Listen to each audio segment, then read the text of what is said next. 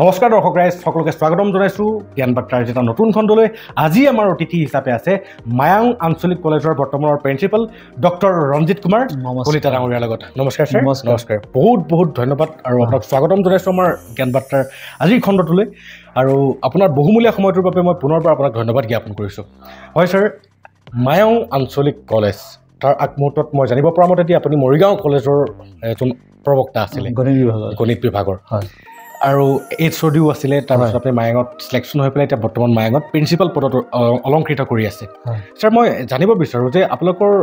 যিটো এৰা আছিলে, আপোনালোক যেতিয়া আমাৰ বাল্যকালত আছিলে, আপোনালোক আমাৰ সময়ত থাকোঁতে আপোনালোকৰ বাল্যকালত মৰিগাঁৱৰ সামাজিক ব্যৱস্থাটো বা মৰিগাঁৱৰ যাতায়াত ব্যৱস্থা ইমান উন্নত নাছিলে। বোধ কৰোঁ মই ভুল হোৱা নাই ছাৰ? ঠিকেই হয়। আৰু তেনেস্থলত সেই পিছপৰা অঞ্চলৰ পৰা গৈ পেলাই এজন ব্যক্তিয়ে নিজকে উচ্চ শিক্ষাৰে শিক্ষিত কৰি ডক্টৰেট ডিগ্ৰী উপাৰ্জন কৰি বৰ্তমান এখন মহাবিদ্যালয়ৰ প্ৰবক্তা হিচাপে নিজকে প্ৰতিষ্ঠিত কৰাৰ আঁৰত নিশ্চয় এটা বহুতেই ৰোমাঞ্চকৰ ঘটনা। গতিকে মই পোনপ্ৰথমে ছাৰ আপোনাৰ পৰা জানিব বিচাৰোঁ যে আপোনাৰ এই শিক্ষাৰ জুইকুৰা প্ৰাণৱন্ত কৰি তোলা ব্যক্তিগৰাকী কোন আছিল, যিগৰাকী ব্যক্তিৰ প্ৰভাৱ আপুনি কেতিয়াও পাহৰিব নোৱাৰে? আচলতে এই ক্ষেত্ৰত মই সদায় মোৰ মাৰ নামেই ল'ব লাগিব। হয়, মোৰ মাৰ নাম আছিল প্ৰমীলা কলিতা। হয়, তেওঁ মানে আমাৰ অসমৰ প্ৰথম বিত্তমন্ত্ৰী মতিৰাম বৰাৰ পৰিয়ালৰ হয়। আৰু সেইফালৰ পৰা তেখেত মানে অলপ শিক্ষাৰ প্ৰতি, যদিও তেখেতৰ পঢ়া শুনাটো 6লৈহে পঢ়িছিলে, কিন্তু শিক্ষাৰ গুৰুত্বটো বুজি পাইছিলে। আৰু সেইকাৰণেই মোক মানে সৰুকালৰ পৰা মোক আৰু মোৰ ভাইটি, আমি দুজনেই আছিলোঁ মাৰ ল'ৰা, গতিকে দুইজনকে কিন্তু সৰুকালৰ পৰাই পঢ়া শুনাত অতি কাৰাভাৱে মানে শাসন কৰি আমাক পঢ়া শুনাৰ ক্ষেত্ৰত জড়িত কৰাইছিলে। এই ক্ষেত্ৰত মই মাৰ নামেই ল'ব লাগিব। আৰু দেউতা শিক্ষক আছিলে। আৰু দেউতাৰ আমাৰ এই গছবাৰী, আমাৰ মৰিগাঁও এইখিনি গছবাৰী বুলি কয়, গছবাৰী বকৰিগাঁও এই অঞ্চলৰ প্ৰথম মেট্ৰিক পাছ আছিলে। 1959 চনত মেট্ৰিক পাছ কৰিছিলে। দেউতাও মানে অলপ শিক্ষিত আছিলে। গতিকে এই দুইজনৰ সংমিশ্ৰণতে আমি আচলতে পঢ়া শুনাত বেছি আগুৱাই যাব পাৰিলোঁ বুলি পেলাই মোৰ ধাৰণা হয়। বহুত ভাল কথা কৈছে। আৰু আমি এটা কথা অনুভৱ কৰিব পাৰিছোঁ যে আগতে আমাৰ মাতৃসকল, তেওঁলোক যদিও শিক্ষাগত মানে অৰ্হতা তেওঁলোকৰ বহুত যথেষ্ট নাছিলে। আপুনি আপোনাৰ মাকৰ কথা কৈছে যে আপোনাৰ মাতৃ 6লৈকে পঢ়িছিল, তথাপিও সেই 6লৈকে পঢ়া ব্যক্তি এগৰাকীয়ে আপোনাক এনেকুৱাকৈ প্ৰাণৱন্ত কৰি তুলিলে যে আপুনি সুদূৰ গুৱাহাটীত গৈ পেলাই আৰ্য বিদ্যাপীঠ কলেজৰ তাত অধ্যয়ন কৰি পেলাই মাষ্টাৰ ডিগ্ৰী লৈ পেলাই আপুনি বৰ্তমান নিজৰ কৰ্মক্ষেত্ৰত নিৰ্বাচন কৰি বৰ্তমান কৰ্মৰত। ছাৰ, মই এইখিনিতে আপোনাৰ পৰা জানিব বিচাৰোঁ যে বৰ্তমান আমাৰ সমাজখনৰ বৰ্তমানৰ মাতৃসকলে, আমি পৰিলক্ষণ কৰোঁ যে বৰ্তমানৰ মাতৃসকলে নিজৰ সন্তানটোক যিধৰণে প্ৰতিপালিত কৰে, মেক্সিমাম মোবাইল মেনিয়া হৈছে, আপুনি সেইটো কথা ভালকৈ জানে। আৰু লগতে আজি এটা ষ্টুডেণ্টক স্কুললৈ লৈ গৈ পেলাই স্কুল ছুটি হোৱাৰ পাছত যেতিয়া ঘৰলৈ উভতাই লৈ আনে, তেনেস্থলত সেই ষ্টুডেণ্টটোক বা সেই ল'ৰা ছোৱালীটোক কোনোবা এখন দোকানত সোমাই চিপছৰ পেকেট এটা বা কিণ্ডাৰ জয় এটা নিদিলে যেন সিহঁতৰ শিক্ষা বা সিহঁতৰ সেই দিনটো আধৰুৱা। গতিকে এই ক্ষেত্ৰত আমাৰ সমাজখন ছাৰ অগ্ৰগতি লাভ কৰিছে বুলি ভাবে নে আমাৰ সমাজখনত ক'ৰবাত বিসংগতি লাগিছে বুলি আপুনি ভাবে? আচলতে মোৰ যিটো অনুভৱ, আচলতে সুশৃংখলিতভাৱে আমি আগবাঢ়িব পৰা নাই। মানে মাতৃসকলৰ যিটো আগৰ দৃষ্টিভংগী আৰু এতিয়াৰ দৃষ্টিভংগীৰ মাজত বহুত পাৰ্থক্য আছে। আজিকালি মাতৃসকল বা পেৰেণ্টছসকল, মাতৃ বুলিয়ে নকওঁ, পেৰেণ্টছসকল মানে নম্বৰৰ পিছত বেছি দৌৰা যেন অনুভৱ হয়। কিন্তু আমাৰ মাহঁতে কিন্তু আমাক পঢ়া শুনাৰ ওপৰতে গুৰুত্ব দিছিলে। ক'ত কিমান পাইছিলে তেওঁলোকে সেইটোৰ ওপৰত বেছি গুৰুত্ব দিয়া নাছিলে। গতিকে ভালদৰে পঢ়িব লাগে, ভালদৰে পঢ়িলে জ্ঞান অৰ্জন হ'ব। গতিকে জ্ঞান অৰ্জন হ'লে তেওঁলোকে ভৱিষ্যতে জীৱনত মানে সাফল্য হ'ব পঢ়া শুনাৰ ক্ষেত্ৰত, এই ধৰণৰ মানে ধান ধাৰণা আছিলে। কিন্তু আজি মাতৃসকলৰ বা আজি পেৰেণ্টছসকলৰ কিন্তু মানে এটা নম্বৰ কেন্দ্ৰিক প্ৰতিযোগিতা মানে অৱতীৰ্ণ হোৱা যেন বুলি অনুভৱ হয়। গতিকে এইখিনিয়ে মোৰ মানে আগৰ আৰু বৰ্তমানৰ মাজত যিটো কম্পেৰিজন যদি আনো, গতিকে এই ধৰণৰ কথাবোৰে মানে মনলৈ আহে। হয় ছাৰ, খুবেই এটা গুৰুত্বপূৰ্ণ কথা ক'লে যে মাৰ্কছৰ পাছত দৌৰি আছে আৰু জ্ঞানৰ পাছত দৌৰি থকা নাই। মই ছাৰ এইখিনিতে আৰু এজন প্ৰিন্সিপাল ছাৰক মই সুধিব বিচাৰোঁ যে আজি আমাৰ পাৰ্চেণ্টেজক যে মানুহসকলে চেজ কৰি আছে, প্ৰকৃত জ্ঞানটো ক'ৰবাত লুকাই গৈছে নেকি আমাৰ মানৱ বা আমাৰ সমাজৰ পৰা, আমাৰ মানৱীয়তাৰ পৰা? প্ৰকৃত যিটো জ্ঞান, সেই জ্ঞানৰ টোপোলাটোক আমি ক'ৰবাত হেৰুৱাই থৈ আহি পেলাইহে বৰ্তমান ভুমুকি ফুৰিছোঁহি নেকি? আপোনাৰ অনুভৱ? আচলতে এই গোটেই কথাটো আমাৰ শিক্ষা পদ্ধতিৰ ওপৰত মানে ডিপেণ্ড কৰিছে, মানে নিৰ্ভৰ কৰিছে। এতিয়া মানে বৰ্তমানলৈ যিটো চলি আছিলে সেইটো মানে নম্বৰ কেন্দ্ৰিকেই আছিলে। গতিকে সেইকাৰণে আমাক সেই হিচাপে আমাৰ সমাজখন মানে পৰিচালিত হৈছিলে। কিন্তু মোৰ এতিয়া যিটো অনুভৱ নতুন শিক্ষানীতি আহিছে নতুন শিক্ষানীতিত আমাৰ কৰ্মদক্ষতাৰ ওপৰত মানে গুৰুত্ব দিছে গতিকে এই নতুন শিক্ষানীতি যিটো কৰ্মদক্ষতাৰ ওপৰত গুৰুত্ব দিছে এইটো যদি আমি প্ৰকৃতাৰ্থত আমি মানে ৰূপায়িত কৰিব পাৰোঁ তেনেহ'লে এই যে আমাৰ নম্বৰ কেন্দ্ৰিক যিটো প্ৰৱণতা এই প্ৰৱণতাটো আমাৰ সলনি হ'ব বুলি পেলাই মোৰ অনুভৱ হয় গতিকে এইটো শিক্ষানীতিয়ে এটা প্ৰভাৱ আমি সমাজখনক ডাইৰেক্ট দুখ দিব নোৱাৰোঁ কিন্তু যিটো শিক্ষানীতি আমাৰ প্ৰচলিত হৈ আছিলে তাৰ নম্বৰটোৱে মানে সৰ্বশ্ৰেষ্ঠ আছিলে সেইকাৰণে নম্বৰ পিছত দৌৰা বুলি পেলাই মোৰ এটা অনুভৱ হয় হয় ছাৰ মই এইখিনিতে আপোনাক যদি আপোনাৰ পৰা জানিব বিচাৰোঁ যে আপুনি বিগত কমেও 25-30 বছৰ কাল শিক্ষকতা কৰি আছে ছাৰ এতিয়া মই আহিছোঁ যে আপুনি যেতিয়া আপুনি ষ্টুডেণ্ট হিচাপে কলেজত পঢ়ি আছিলে আপুনি আৰ্য বিদ্যাপীঠ কলেজত পঢ়িছে যিখন আমাৰ অসমৰ এখন খ্যাতনামা কলেজ অংকৰ ক্ষেত্ৰতো আৰু আছিল আৰু অংকৰ ক্ষেত্ৰতো বহুতেই আৰু শুনিছোঁ মই যে সেই কলেজো গৈছোঁ দৰ্শক ৰাইজ আমাৰ সেই কলেজৰ প্ৰিন্সিপাল ছাৰৰ লগতো সাক্ষাৎকাৰ আছে নিশ্চয় চাব মই আই বুটনত দি দিম ছাৰ মই জানিব বিচাৰোঁ যে সেই আৰ্য বিদ্যাপীঠ কলেজত আপুনি যেতিয়া অধ্যয়ন কৰি আছিলে সেই অধ্যয়ন কৰি থকা সময়ত সেই তেতিয়া দিনত আপোনালোকৰ প্ৰবক্তাসকলে যি ধৰণে শিক্ষাদান দিছিলে আৰু বৰ্তমান আপোনালোকে সেই ধৰণে শিক্ষাদান দিবলৈ যাওঁতে ক'ৰবাত প্ৰতিবন্ধকতাৰ সন্মুখীন হৈছে নেকি বাৰু আচলতে আমি পঢ়ি থাকোঁতে তেতিয়াও সেই নম্বৰ সৰ্বোচ্চই আছিলে মানে গোটেই মানে ব্যৱস্থাটো গতিকে আমিও মানে সেইটোতে মানে চিন্তা কৰিছিলোঁ যে আমি কেনেকৈ ফাৰ্ষ্ট ক্লাছ পাম কেনেকৈ আমি ইউনিভাৰ্চিটিত ছিট পোৱা এটা নম্বৰ পাম গতিকে সেই ধৰণে আমি পঢ়িছিলোঁ আৰু শিক্ষকসকলেও আমাক কোনো ক্ৰুটি নকৰাকৈ তেনেকৈ পঢ়াইছিলে কিন্তু এতিয়া টোটেলি চেঞ্জ হৈছে মানে কি এতিয়া যিবোৰ আমাৰ ফাইনেল পৰীক্ষা হয় সেই ফাইনেল পৰীক্ষাৰ সহায়ত আমি কোনোবা এখন ভাল বিশ্ববিদ্যালয়ত ছিট নাপাওঁ তাৰ কাৰণে আমি এটা এক্সট্ৰাকৈ বেলেগকৈ এটা মানে নামভৰ্তিৰ পৰীক্ষা দিব লাগে এণ্ট্ৰেঞ্চ দিব লাগে গতিকে এতিয়া সেইখিনি সময়ত মানে যদি আমি ভাল ৰিজাল্ট কৰোঁ সেইটোৱে যথেষ্ট আছিলে আৰু শিক্ষকসকলে সেইমতে পঢ়াইছিলে কিন্তু এতিয়া সেইটো পূৰা চেঞ্জ হৈছে এজন ল'ৰাই মানে ফাৰ্ষ্ট ক্লাছ 80% পায়ো তেওঁ গুৱাহাটী ইউনিভাৰ্চিটিতে আজিকালি ছিট নাপায় গতিকে এই ধৰণৰ ব্যৱস্থা আহিছে গতিকে আমি এই ক্ষেত্ৰত কিছু প্ৰতিবন্ধকতাৰ সৃষ্টি হৈছে কাৰণ আমি যিখিনি পঢ়াওঁ বা যিখিনি আমাৰ ইউনিভাৰ্চিটি লেভেলত আহে বা সাধাৰণে মানে কমন কুৱেশ্যন টাইপৰ যিটো আগৰ পৰা চলি আছিলে এই কথাটো কিন্তু এতিয়া টোটেলি চেঞ্জ হৈছে আৰু এতিয়া পূৰা প্ৰতিযোগিতামূলক মানে হৈছে তেওঁ কেৱল মানে যি পুথিগত শিক্ষা এই শিক্ষাতে আবদ্ধ নাথাকি আৰু মানে জগতখনক বা তাৰ আনুষংগিকভাৱে যি ধৰণৰ তেওঁলোকৰ বিষয়সমূহৰ ওপৰত বা সাধাৰণ জ্ঞানৰ ওপৰত যিবোৰ চলি আছে সেই সকলোবোৰ কথা জানিব লগা হৈছে এই ধৰণৰ এটা পৰিৱৰ্তন আহিছে গতিকে সেই হিচাপে শিক্ষক হিচাপেও আমি কিছু মানে সন্মুখীন হৈছোঁ কাৰণ আমি পঢ়োঁতে 3 বছৰীয়া আছিলে তাৰপিছত এতিয়া ছেমিষ্টাৰ ছিষ্টেম আহিছে ছেমিষ্টাৰ ছিষ্টেমটো এটা মানে নম্বৰ কেন্দ্ৰিক মানে পঢ়িলেই নম্বৰ পায় আৰু কিছু ক্ষেত্ৰত আমি মহাবিদ্যালয়ৰ পৰাও আমি নম্বৰ দিব পাৰোঁ গতিকে সেইকাৰণে যদিও পাৰ্চেণ্টেজটো বাঢ়িছে কিন্তু সেই হিচাপত মানে কোৱালিটিটো সেই হিচাপত মানে আনুপাতিকভাৱে মানে বাঢ়িব পৰা নাই সকলো মহাবিদ্যালয়ৰ ক্ষেত্ৰতে কিন্তু তাৰ ভিতৰতে 2-এখন মহাবিদ্যালয় আছে গতিকে সেইবোৰ কিন্তু তেওঁলোকে নিজে গোটেই কথাখিনি মেইনটেইন কৰিব পাৰিছে কিন্তু এজ এ হোল গোটেই অসমৰ সকলো বিদ্যালয় বা মহাবিদ্যালয়ে সেই কোৱালিটিটো কিন্তু আজিও মানে প্ৰাপ্ত কৰিব পৰা হোৱা নাই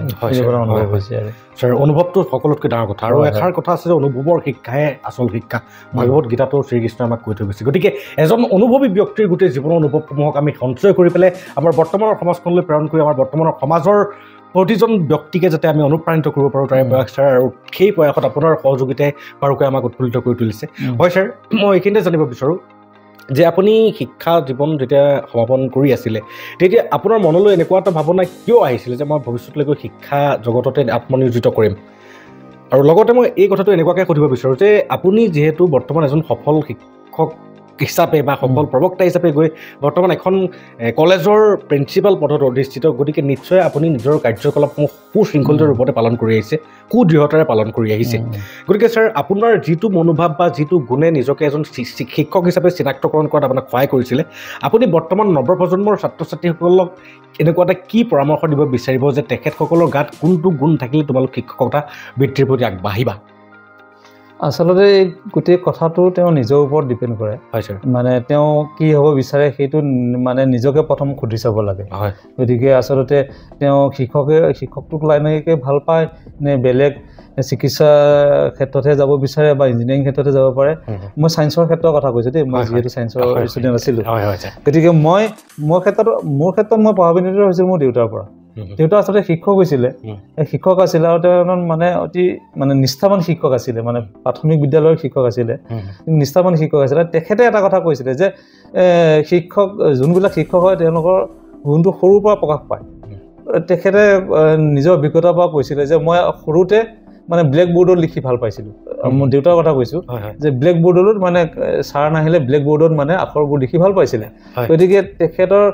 তেখেত যে শিক্ষক হ'ব সেইটো সৰুৰ পৰা মানে তেখেতৰ মানে প্ৰকাশ পাইছিলে তেখেতৰ কৰ্মৰ দ্বাৰা মই সেই কথাটো মোৰ নিজৰ ক্ষেত্ৰতো মই অনুভৱ কৰিছিলোঁ যে মই দেখোন মোৰ লগৰখিনিক মই অংক শিকাই ভাল পাওঁ মই আচলতে মোৰ অংকটো খুব প্ৰিয় ছাবজেক্ট আছিলে সৰুৰ পৰা গতিকে মই ল'ৰা ছোৱালীবোৰ মোৰ লগৰখিনিক মই অংক শিকাইছিলোঁ গতিকে ময়ো ভাবিছোঁ যে মোৰ দেখোন দেউতাৰ নিচিনাকৈ দেখোন ময়ো মানে শিকাই ভাল পাওঁ গতিকে মই সেই ক্ষেত্ৰত মানে মই তেতিয়াৰ পৰা এটা অনুভৱ কৰিছিলোঁ বিশেষকৈ হায়াৰ ছেকেণ্ডেৰী পাছ কৰাৰ পিছত যে মই জেনেৰেল লাইনতে যাম আৰু শেষত গৈ মানে হায়াৰ ছেকেণ্ডেৰী তেতিয়া হায়াৰ ছেকেণ্ডেৰীটো আমাৰ কাৰণে ডাঙৰ আছিলে কলেজটো মানে ইমান ধাৰণাটো অহা নাছিলে হায়াৰ ছেকেণ্ডেৰী এখন মেথছৰ শিক্ষক হ'ব পাৰোঁ সেইটোৱে মোৰ কাৰণে যথেষ্ট আছিল বুলি পেলাই মোৰ অনুভৱ হৈছিলে আৰু হয় খুব ধুনীয়া লাগিল ছাৰ আপুনি এটা কথা ক'লে যে আপোনাৰ দেউতাকে সৰু কালতে তেওঁ বৰ্ডত লিখি ভাল পাইছিলে আৰু আপুনিও নিজৰ ক্ষেত্ৰত অনুভৱ কৰিছে যে মই লগৰবিলাকক অংক শিকাইছিলোঁ বা সেই তেনেকুৱা গতিকে এইসমূহ গুণ এজন নৱপ্ৰজন্মৰ গাত প্ৰতিফলিত হোৱাটো নিজে পৰ্যবেক্ষণ কৰিব সেই মুহূৰ্তত এজনে নোৱাৰিব পাৰে যিটো বয়সত তেওঁলোক আছে কিন্তু সেই গুণটোক চিনাক্তকৰণ কৰাত আমাৰ অন্যান্য আমাৰ পূৰ্বজসকলে বা আমাৰ শিক্ষকসকলে যদিহে অনুপ্ৰাণিত কৰে তেতিয়াহ'লে নিশ্চয় ভৱিষ্যতলৈ গৈ পেলাই এজন ভাল শিক্ষক বা সমাজত ভাল ডক্তৰ যিটো ক্ষেত্ৰতে নহওক একোজন সুদক্ষ ব্যক্তিক আমি পাবলৈ সক্ষম হওঁ এইটো হয় গতিকে মই দৰ্শক ৰাইজ তথা নৱপ্ৰজন্মক বিশেষকৈ ছাৰৰ কাষৰ পৰা মই অনুভৱ কৰি পেলাই ক'ব বিচাৰিছোঁ যে তোমালোকৰ গাত সেই তেনেকুৱা কিছুমান গুণ অট'মেটিকেলি প্ৰতিফলিত হোৱা তোমালোকে নিজে অনুসৰণ কৰিবলৈ চেষ্টা কৰে অনুভৱী ব্যক্তিসকলে কৈ আছে আৰু এওঁলোক ইমানেই অনুভৱী যে এখন মহাবিদ্যালয় সেই মহাবিদ্যালয়ত বৰ্তমান অধ্যক্ষ হিচাপে তেওঁ নিজে কৰ্মৰত গতিকে ছাৰ আমি বহুতেই সৌভাগ্যৱান বা বৰ্তমানৰ নৱপ্ৰজন্মসমূহৰ কাৰণে আমি আমাৰ জ্ঞান বাৰ্তা যাত্ৰাৰ দ্বাৰা এজন ব্যক্তিৰ অনুভৱসমূহক দিবৰ কাৰণে এই কাৰণে প্ৰচেষ্টা কৰি আছোঁ যাতে তেওঁলোকে নিজৰ বৰ্ণ ইণ্টেলিজেঞ্চটোক চিনাক্তকৰণ কৰিব পাৰে জন্মগত বুদ্ধিমত্তা গতিকে ছাৰ মই এই ক্ষেত্ৰতে আপুনি আমাৰ বৰ্তমান অসমবাসীৰ ৰাইজ তথা অসমৰ সমাজখনলৈ এনেকুৱা এটা আহ্বান জনাব বিচাৰিব নেকি যিটো আহ্বানৰ দ্বাৰা বৰ্তমানৰ সমাজৰ অভিভাৱক অভিভাৱিকাসকলে হওক বা বৰ্তমানৰ শিক্ষকসকলে হওক তেওঁলোকে তেওঁলোকৰ নৱপ্ৰজন্ম বা নৱজাতক বা শিশুসকলক যাতে তেওঁলোকৰ বৰ্ণ ইণ্টেলিজেঞ্চসমূহ চিনাক্তকৰণ কৰাৰ ক্ষেত্ৰত যাতে এটা সহায় কৰিব পাৰে আগৰ পৰিৱেশ বেলেগ আছিলে এতিয়াতো প্ৰায় সকলো অভিভাৱকে শিক্ষিত গতিকে মোৰ এটাই অনুৰোধ সেই অভিভাৱকসকললৈ যে তেওঁলোকে নিজৰ ল'ৰা ছোৱালীৰ ক্ষেত্ৰত বা শিশুৰ ক্ষেত্ৰত তেওঁলোকৰ সেই কথাটো সূক্ষ্মভাৱে বিচাৰ কৰে তেওঁ আচলতে কিহত ইণ্টাৰেষ্ট তেওঁ যদি একচুৱেলি অংকটো বেয়া পায় তেওঁ কেতিয়াও ছায়েন্স পঢ়িবৰ কাৰণে দিবই নালাগে হয়নে নহয় আৰু ঠিক তেনেকৈ যেতিয়া তেওঁ দেখা পাব যে আৰ্টছ ছাবজেক্টবিলাকত বা ভূগোল বুৰঞ্জী তেওঁ ইণ্টাৰেষ্ট বেছি গতিকে সেই হিচাপে তেওঁক পঢ়া শুনাৰ লাইনটো ঠিক কৰি দিব লাগে আচলতে মোৰ অনুভৱ যে কোনো এটা পথেই মানে সৰু নহয় মানে সি ছায়েন্স পঢ়ক আৰ্টছ পঢ়ক কমাৰ্চ পঢ়ক কোনো এটা মানে পথেই মানে বিভাগে সৰু নহয় নিজৰ ক্ষেত্ৰত যদি আমি পাৰদৰ্শিতা দেখুৱাব পাৰোঁ স্কিল হৈ যাব পাৰোঁ তেনেহ'লে আমি সকলো ক্ষেত্ৰতে আমি পাৰ্গত হৈ উঠিব পাৰিম গতিকে মাক বাপেকৰ এক নম্বৰ কথা হ'ল মাক বাপেকসকলে তেওঁ ল'ৰা ছোৱালীক সূক্ষ্মভাৱে মানে পৰ্যবেক্ষণ কৰিব লাগিব আৰু তেওঁলোকে যদি কিছু অসুবিধা পায় তেনেহ'লে শিক্ষকসকলৰ সহায় ল'ব লাগিব যে মানে আৰু শিক্ষকসকলৰ লগত এইটো আলোচনা কৰিবৰ কাৰণে চুৰু কৰিব নালাগে যে ছাৰ মোৰ ল'ৰাটো আপোনাৰ লগত আপোনাৰ বিদ্যালয়ত বা মহাবিদ্যালয়ত আছে তেওঁ কিহৰ ইণ্টাৰেষ্টটো বেছি পাইছে গতিকে আৰু কিছুমান বহুত মানে ব্যস্ত মানে মাক দেউতাক থাকে অভিভাৱক থাকে তেওঁলোকক ল'ৰা ছোৱালীক সময় দিব নোৱাৰে সেই ক্ষেত্ৰত তেওঁলোকে সূক্ষ্মভাৱে পৰ্যবেক্ষণ কৰিব নোৱাৰিবও পাৰে সেইকাৰণে যদি মানে গৃহস্থখন আৰু মানে শিক্ষাৰ মানে লগত জড়িত মানুহখিনিৰ লগত যদি আমি আলোচনা কৰি ঠিক কৰোঁ তেনেহ'লে আমি সৰুতে শিশুৰ বা সৰু ল'ৰা ছোৱালীক কিহত ইণ্টাৰেষ্টটো বেছি সেই কথাটো আমি উলিয়াব পাৰিম এইটোৱে মোৰ অনুভৱ আৰু ছাৰ আপোনাৰ জীৱনকালৰ কথাখিনিকে যদি আমি অনুকিয়াই চাওঁ তেতিয়াহ'লে আপোনাৰ মাকে আপোনাক এগৰাকী 6লৈকে পঢ়া ব্যক্তি আছিল তেখেত আৰু তেওঁ আপোনাক অনুপ্ৰাণিত কৰিছিল যে পঢ়াৰ প্ৰতি আৰু আপোনাৰ দেউতাকেও মানে সংমিশ্ৰিতভাৱে গতিকে ছাৰ আগৰ দিনৰ মানুহসকলৰ যদিও শিক্ষাগত অৰ্হতা বৰ বেছি নাছিল কিন্তু জ্ঞানগত অৰ্হতা বহুতে আছিল ছাৰ মই আপোনাৰ পৰা জানিব বিচাৰোঁ যে শিক্ষা আৰু জ্ঞান এই দুটা বস্তুক আপুনি কি ধৰণে অনুভৱ কৰে আপোনাৰ জীৱনকালত আচলতে জ্ঞানটোক আমি স্কিলেৰে জুখিব নোৱাৰোঁ জ্ঞানৰ সীমা অসীম মানে আমাৰ অংকৰ ভাষাত ক'ব গ'লে অসীমতে তাৰ সীমা মানে অসীম কিন্তু মানে শিক্ষাটো হ'ল এতিয়া পুথিগত শিক্ষা আমাৰ যিটো ছিষ্টেমত আমি মানে প্ৰথম মেট্ৰিক পাছ কৰিলোঁ তাৰপিছত হায়াৰ ছেকেণ্ডেৰী পাছ কৰিলোঁ আৰু সেইমতে আমি মাষ্টাৰ ডিগ্ৰী ল'লোঁ মই এটা মাষ্টাৰ ডিগ্ৰী ল'লোঁ কিন্তু মানে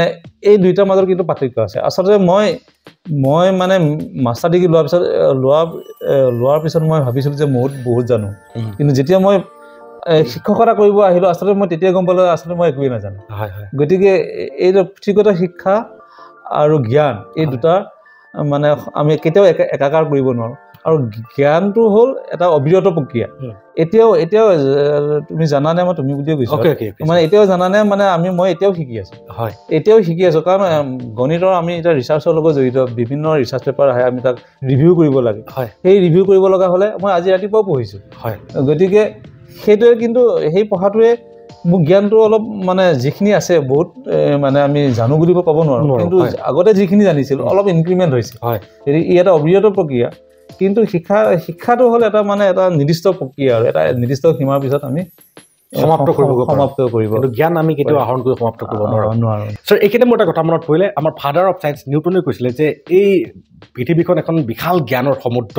আৰু এই বিশাল জ্ঞানৰ সমুদ্ৰৰ পাৰত মই শামুকৰ খোলাহে গধূলি আছোঁ এজন মনীষীৰ এজন ইমান বিদ্যান মানুহৰ মুখত তেনেকুৱা কথা মানে যুগ পৰিৱৰ্তন কৰি দিব পৰা মানুহ গতিকে তেওঁলোকে সেই কথা কৈ গৈছে আৰু আমি তেতিয়াহ'লে আমিনো কি গতিকে ছাৰ খুবেই ভাল লাগিল আপোনাৰ এটা কথা যে জ্ঞানক আমি কেতিয়াও মানে লৈ শেষ কৰিব নোৱাৰোঁ আৰু প্ৰকৃত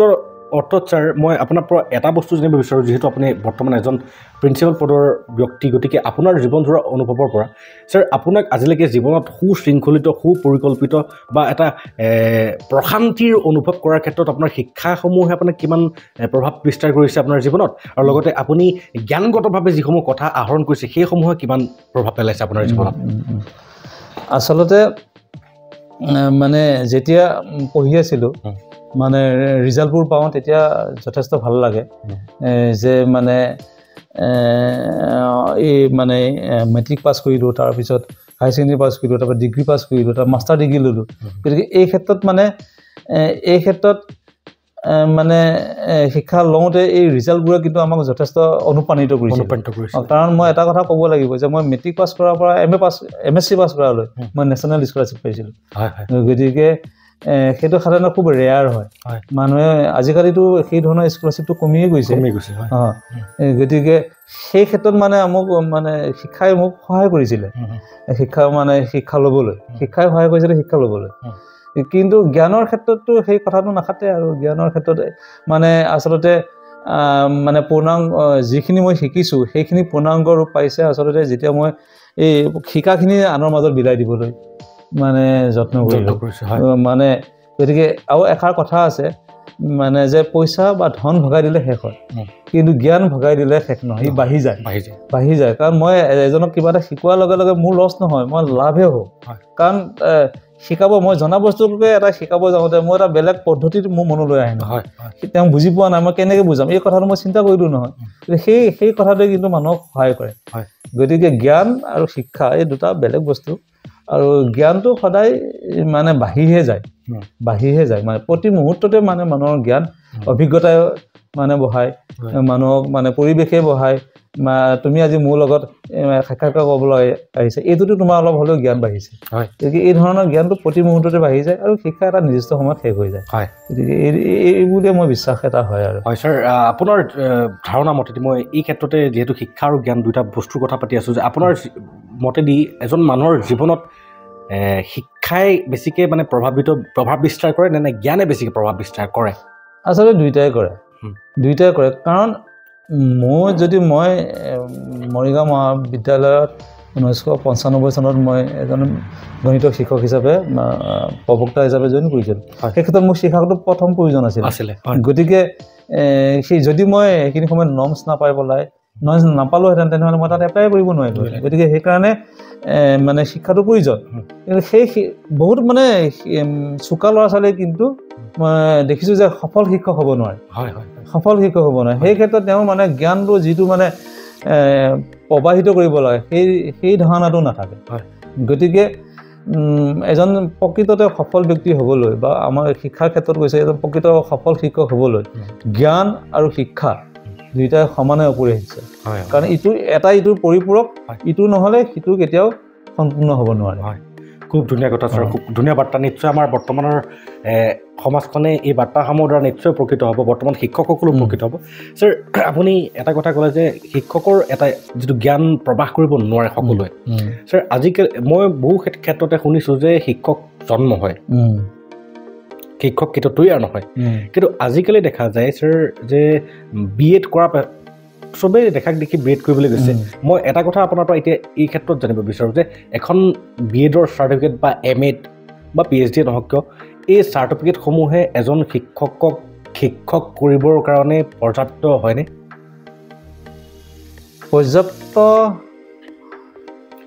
পৰ্যাপ্ত বুলি ক'ব নোৱাৰি, এইটো কিন্তু প্ৰয়োজনীয়। কিন্তু শিক্ষকৰ ক্ষেত্ৰতো দুটা কথা আছে যে শিক্ষক আৰু শিক্ষাগুৰু এই দুইটা কিন্তু বেলেগ বস্তু। আমি টিউশ্যন মাষ্টৰো এজন শিক্ষক হ'ব পাৰে, হয়নে? কিন্তু তেওঁ শিক্ষাগুৰু হ'ব নোৱাৰে। কাৰণ শিক্ষাগুৰু মোৰ যিটো অনুভৱ, মানে এজন শিক্ষকে যেতিয়া এজন ছাত্ৰক সহভান্বিত কৰিব পাৰিব, তেওঁ দিক নিৰ্দেশ কৰি দিব পাৰিব, তেওঁ শিক্ষকৰ পৰা গৈ শিক্ষাগুৰুত পৰিণত হয়। কথাটো বুজি পাইছেনে? কথাটো যে তেওঁক মানে বুজাব পাৰিব লাগিব যে শিক্ষক মানে শিক্ষাই কি কৰিব পাৰে। আগৰ দিনৰ যিবোৰ মানে শিক্ষক আছিল তেওঁলোকক শিক্ষাগুৰু বুলি কৈছিলে, কাৰণ তেওঁলোকৰ মানে ব্যক্তিগত জীৱনতো তেওঁলোকে প্ৰভাৱ বিস্তাৰ কৰিব পাৰিছিলে। আমাৰ যদি আগৰ মানে একলব্যৰ ক্ষেত্ৰতে কৰোঁ বা অৰ্জুনৰ ক্ষেত্ৰতে চাওঁ, হয়নে? তেওঁলোকে মানে সেই শিক্ষাগুৰুৱে তেওঁলোকক মানে অকল শিক্ষাই নহয়, তেওঁলোকক জীৱনৰ এটা দিশ নিৰ্দেশ কৰিব। মই সেইটোৱে ভাবোঁ যে যদি এজন শিক্ষক যেতিয়া তেওঁ কোনোবা এজন ছাত্ৰৰ মানে দিক নিৰ্দেশক হৈ যাব পাৰিব, তেওঁ শিক্ষকৰ পৰা গৈ শিক্ষাগুৰুত পৰিণত হয়। গতিকে এই ক্ষেত্ৰত চাৰ্টিফিকেটখন যদিও প্ৰয়োজনীয়, কিন্তু সকলো ক্ষেত্ৰতে এইটো মানে পৰ্যাপ্ত নহয়। গতিকে তেওঁ মানে সেই শিক্ষা ব্যৱস্থাটোৰ লগত প্ৰকৃততে সোমাই যাব লাগিব। মানে আমাৰ মেথছৰ ভাষা যদি ক'লে যাওঁ, নেচেচেৰী বাট নট চাফিচিয়েণ্ট। মই এইটো ক'ব খুজিছিলোঁ, কিন্তু ময়ো মেথছৰে আছিলোঁ আৰু বহুতেই ভাল লাগিছে, যিহেতু মানে এজন মেথছৰ, ময়ো মেথছ খুব ভাল পাওঁ, ছাৰো মেথছ খুব ভাল পায়, আৰু এই কথাবিলাক আমাৰ মানে ঘপককৈ আহি যায়। তাৰ বাবে মই দুখিত যদিহে আপোনাৰ মনৰ কথাটো কৈ দিলোঁ। ঠিকে আছে। এই ক্ষেত্ৰতে মই এতিয়া আহিব বিচাৰিছোঁ, আপোনাৰ জীৱন, প্ৰতিজন মানুহৰ জীৱনত বহুত ঘাত প্ৰতিঘাত আহে। আপুনি নিজকে কৰ্মদক্ষ ব্যক্তি হিচাপে আত্মনিয়োজিত কৰোঁতে আপুনি কেতিয়া, মানে আপুনি নিজকে কেনেকুৱাভাৱে উৎসৰ্গিত কৰোঁতে আপুনি প্ৰকৃত মানসিক শান্তিৰ অধিকাৰী হৈছিলে? আচলতে মই প্ৰথম শিক্ষক হিচাপে মোৰ প্ৰথম মানে যিটো আত্মসন্তুষ্টি আহিছিলে, এইটো 2014 চন নে 15 চন মানত হ'ব। মই পঢ়োৱা এখন পেপাৰ আছিলে, মানে মই নিউমেৰিকেল এনালাইচিছ পঢ়াইছিলোঁ, মানে থাৰ্ড ইয়েৰত, তেতিয়া 3 বছৰীয়া আছিলে, থাৰ্ড ইয়েৰ। তাত মানে এজনী ছোৱালীয়ে মধুস্মিতা দেৱী বুলি কয়, তাই 75ৰ ভিতৰত 75 পাইছিল, যিটো আমিও পোৱা নাছিলোঁ। মানে সাধাৰণতে এইটো বিৰল। মানে মই এটা গৰ্বেৰে কওঁ যে মোৰ এই ৰেকৰ্ডটো কোনোবা ইকুৱেলাইজ কৰিব পাৰে, কিন্তু শ্বেয়াৰ পেলাব নোৱাৰে, কাৰণ 75ৰ বেছি পাব নোৱাৰে, 75 পাইছে। এতিয়া সেইটো মোৰ এটা আত্মসন্তুষ্টি এটা আহিছে মানে শিক্ষক হিচাপে। কিন্তু মানে যেতিয়া দেখা পালোঁ যে মানে যে মই যিখিনি শিক্ষা লৈ আহিলোঁ, সেই শিক্ষাখিনিও মানে কিছু ক্ষেত্ৰত মানে চাফিচিয়েণ্ট নহয়, আৰু মানে নতুন যিহেতু ধাৰণা আহিছে, তেতিয়াই মোৰ মানে মনলৈ PhD কৰিব মন আহিলে। আচলতে মই যথেষ্ট দেৰিকৈ PhD কৰিছোঁ, মানে মই 2014 চন মানতহে মই মানে এডমিশ্যন লৈছোঁ, আৰু 2020 চনত মই মানে PhDটো পাইছোঁ। এইখিনি সময়ত মোৰ জীৱনত বহুত ঘাত প্ৰতিঘাত গ'ল, সেইকাৰণে মোৰ যথেষ্ট দেৰি হ'ল। গতিকে তেতিয়া মানে দেখিলোঁ যে মানে PhD কৰিব গৈ দেখিলোঁ যে মানে আমি আচলতে শিকিবলগীয়া কথা বহুত আছে গতিকে সেইখিনি PhD কৰিব গৈ যিখিনি কথা মই মানে বিজ্ঞানৰ ক্ষেত্ৰত বা অংকৰ ক্ষেত্ৰত শিকিলোঁ সেইখিনি আহি পেলাই কিন্তু মই কলেজত প্ৰয়োগ কৰিব পাৰিছোঁ বিশেষকৈ মই আমাৰ অংক শিক্ষা দিওঁতে এতিয়া মানে আগৰ ষ্টুডেণ্টখিনিয়ে নাপাব এতিয়াখিনিয়ে জানে যে কম্পিউটাৰটো আহি গৈছে ছফ্টৱেৰবোৰ আহি গৈছে গতিকে এই শিক্ষাবোৰ কিন্তু মই PhD কৰিব গৈহে পাইছিলোঁ গতিকে সেইকাৰণে এজন শিক্ষকে মানে এবাৰ মানে মাষ্টাৰ ডিগ্ৰী ল'লোঁ BEd তুমি কোৱা নিচিনাকৈ BEd ল'লোঁ গতিকে মই শিক্ষক হ'লোঁ সেইখিনিতে কিন্তু ছাফিচিয়েণ্ট হৈ থাকিব নোৱাৰে তেওঁ কিন্তু নতুনকৈ শিকাৰ প্ৰতি মানসিকতা থাকিব লাগিব তেতিয়াহে পৰিৱৰ্তিত সময়ত নিজকে খাপ খাব পাৰিব আৰু মানে সেই ছাত্ৰসকলৰ কাৰণে তেওঁ আদৰ্শ বা আকৰ্ষণীয় শিক্ষক হৈ ৰ'ব খুব ধুনীয়া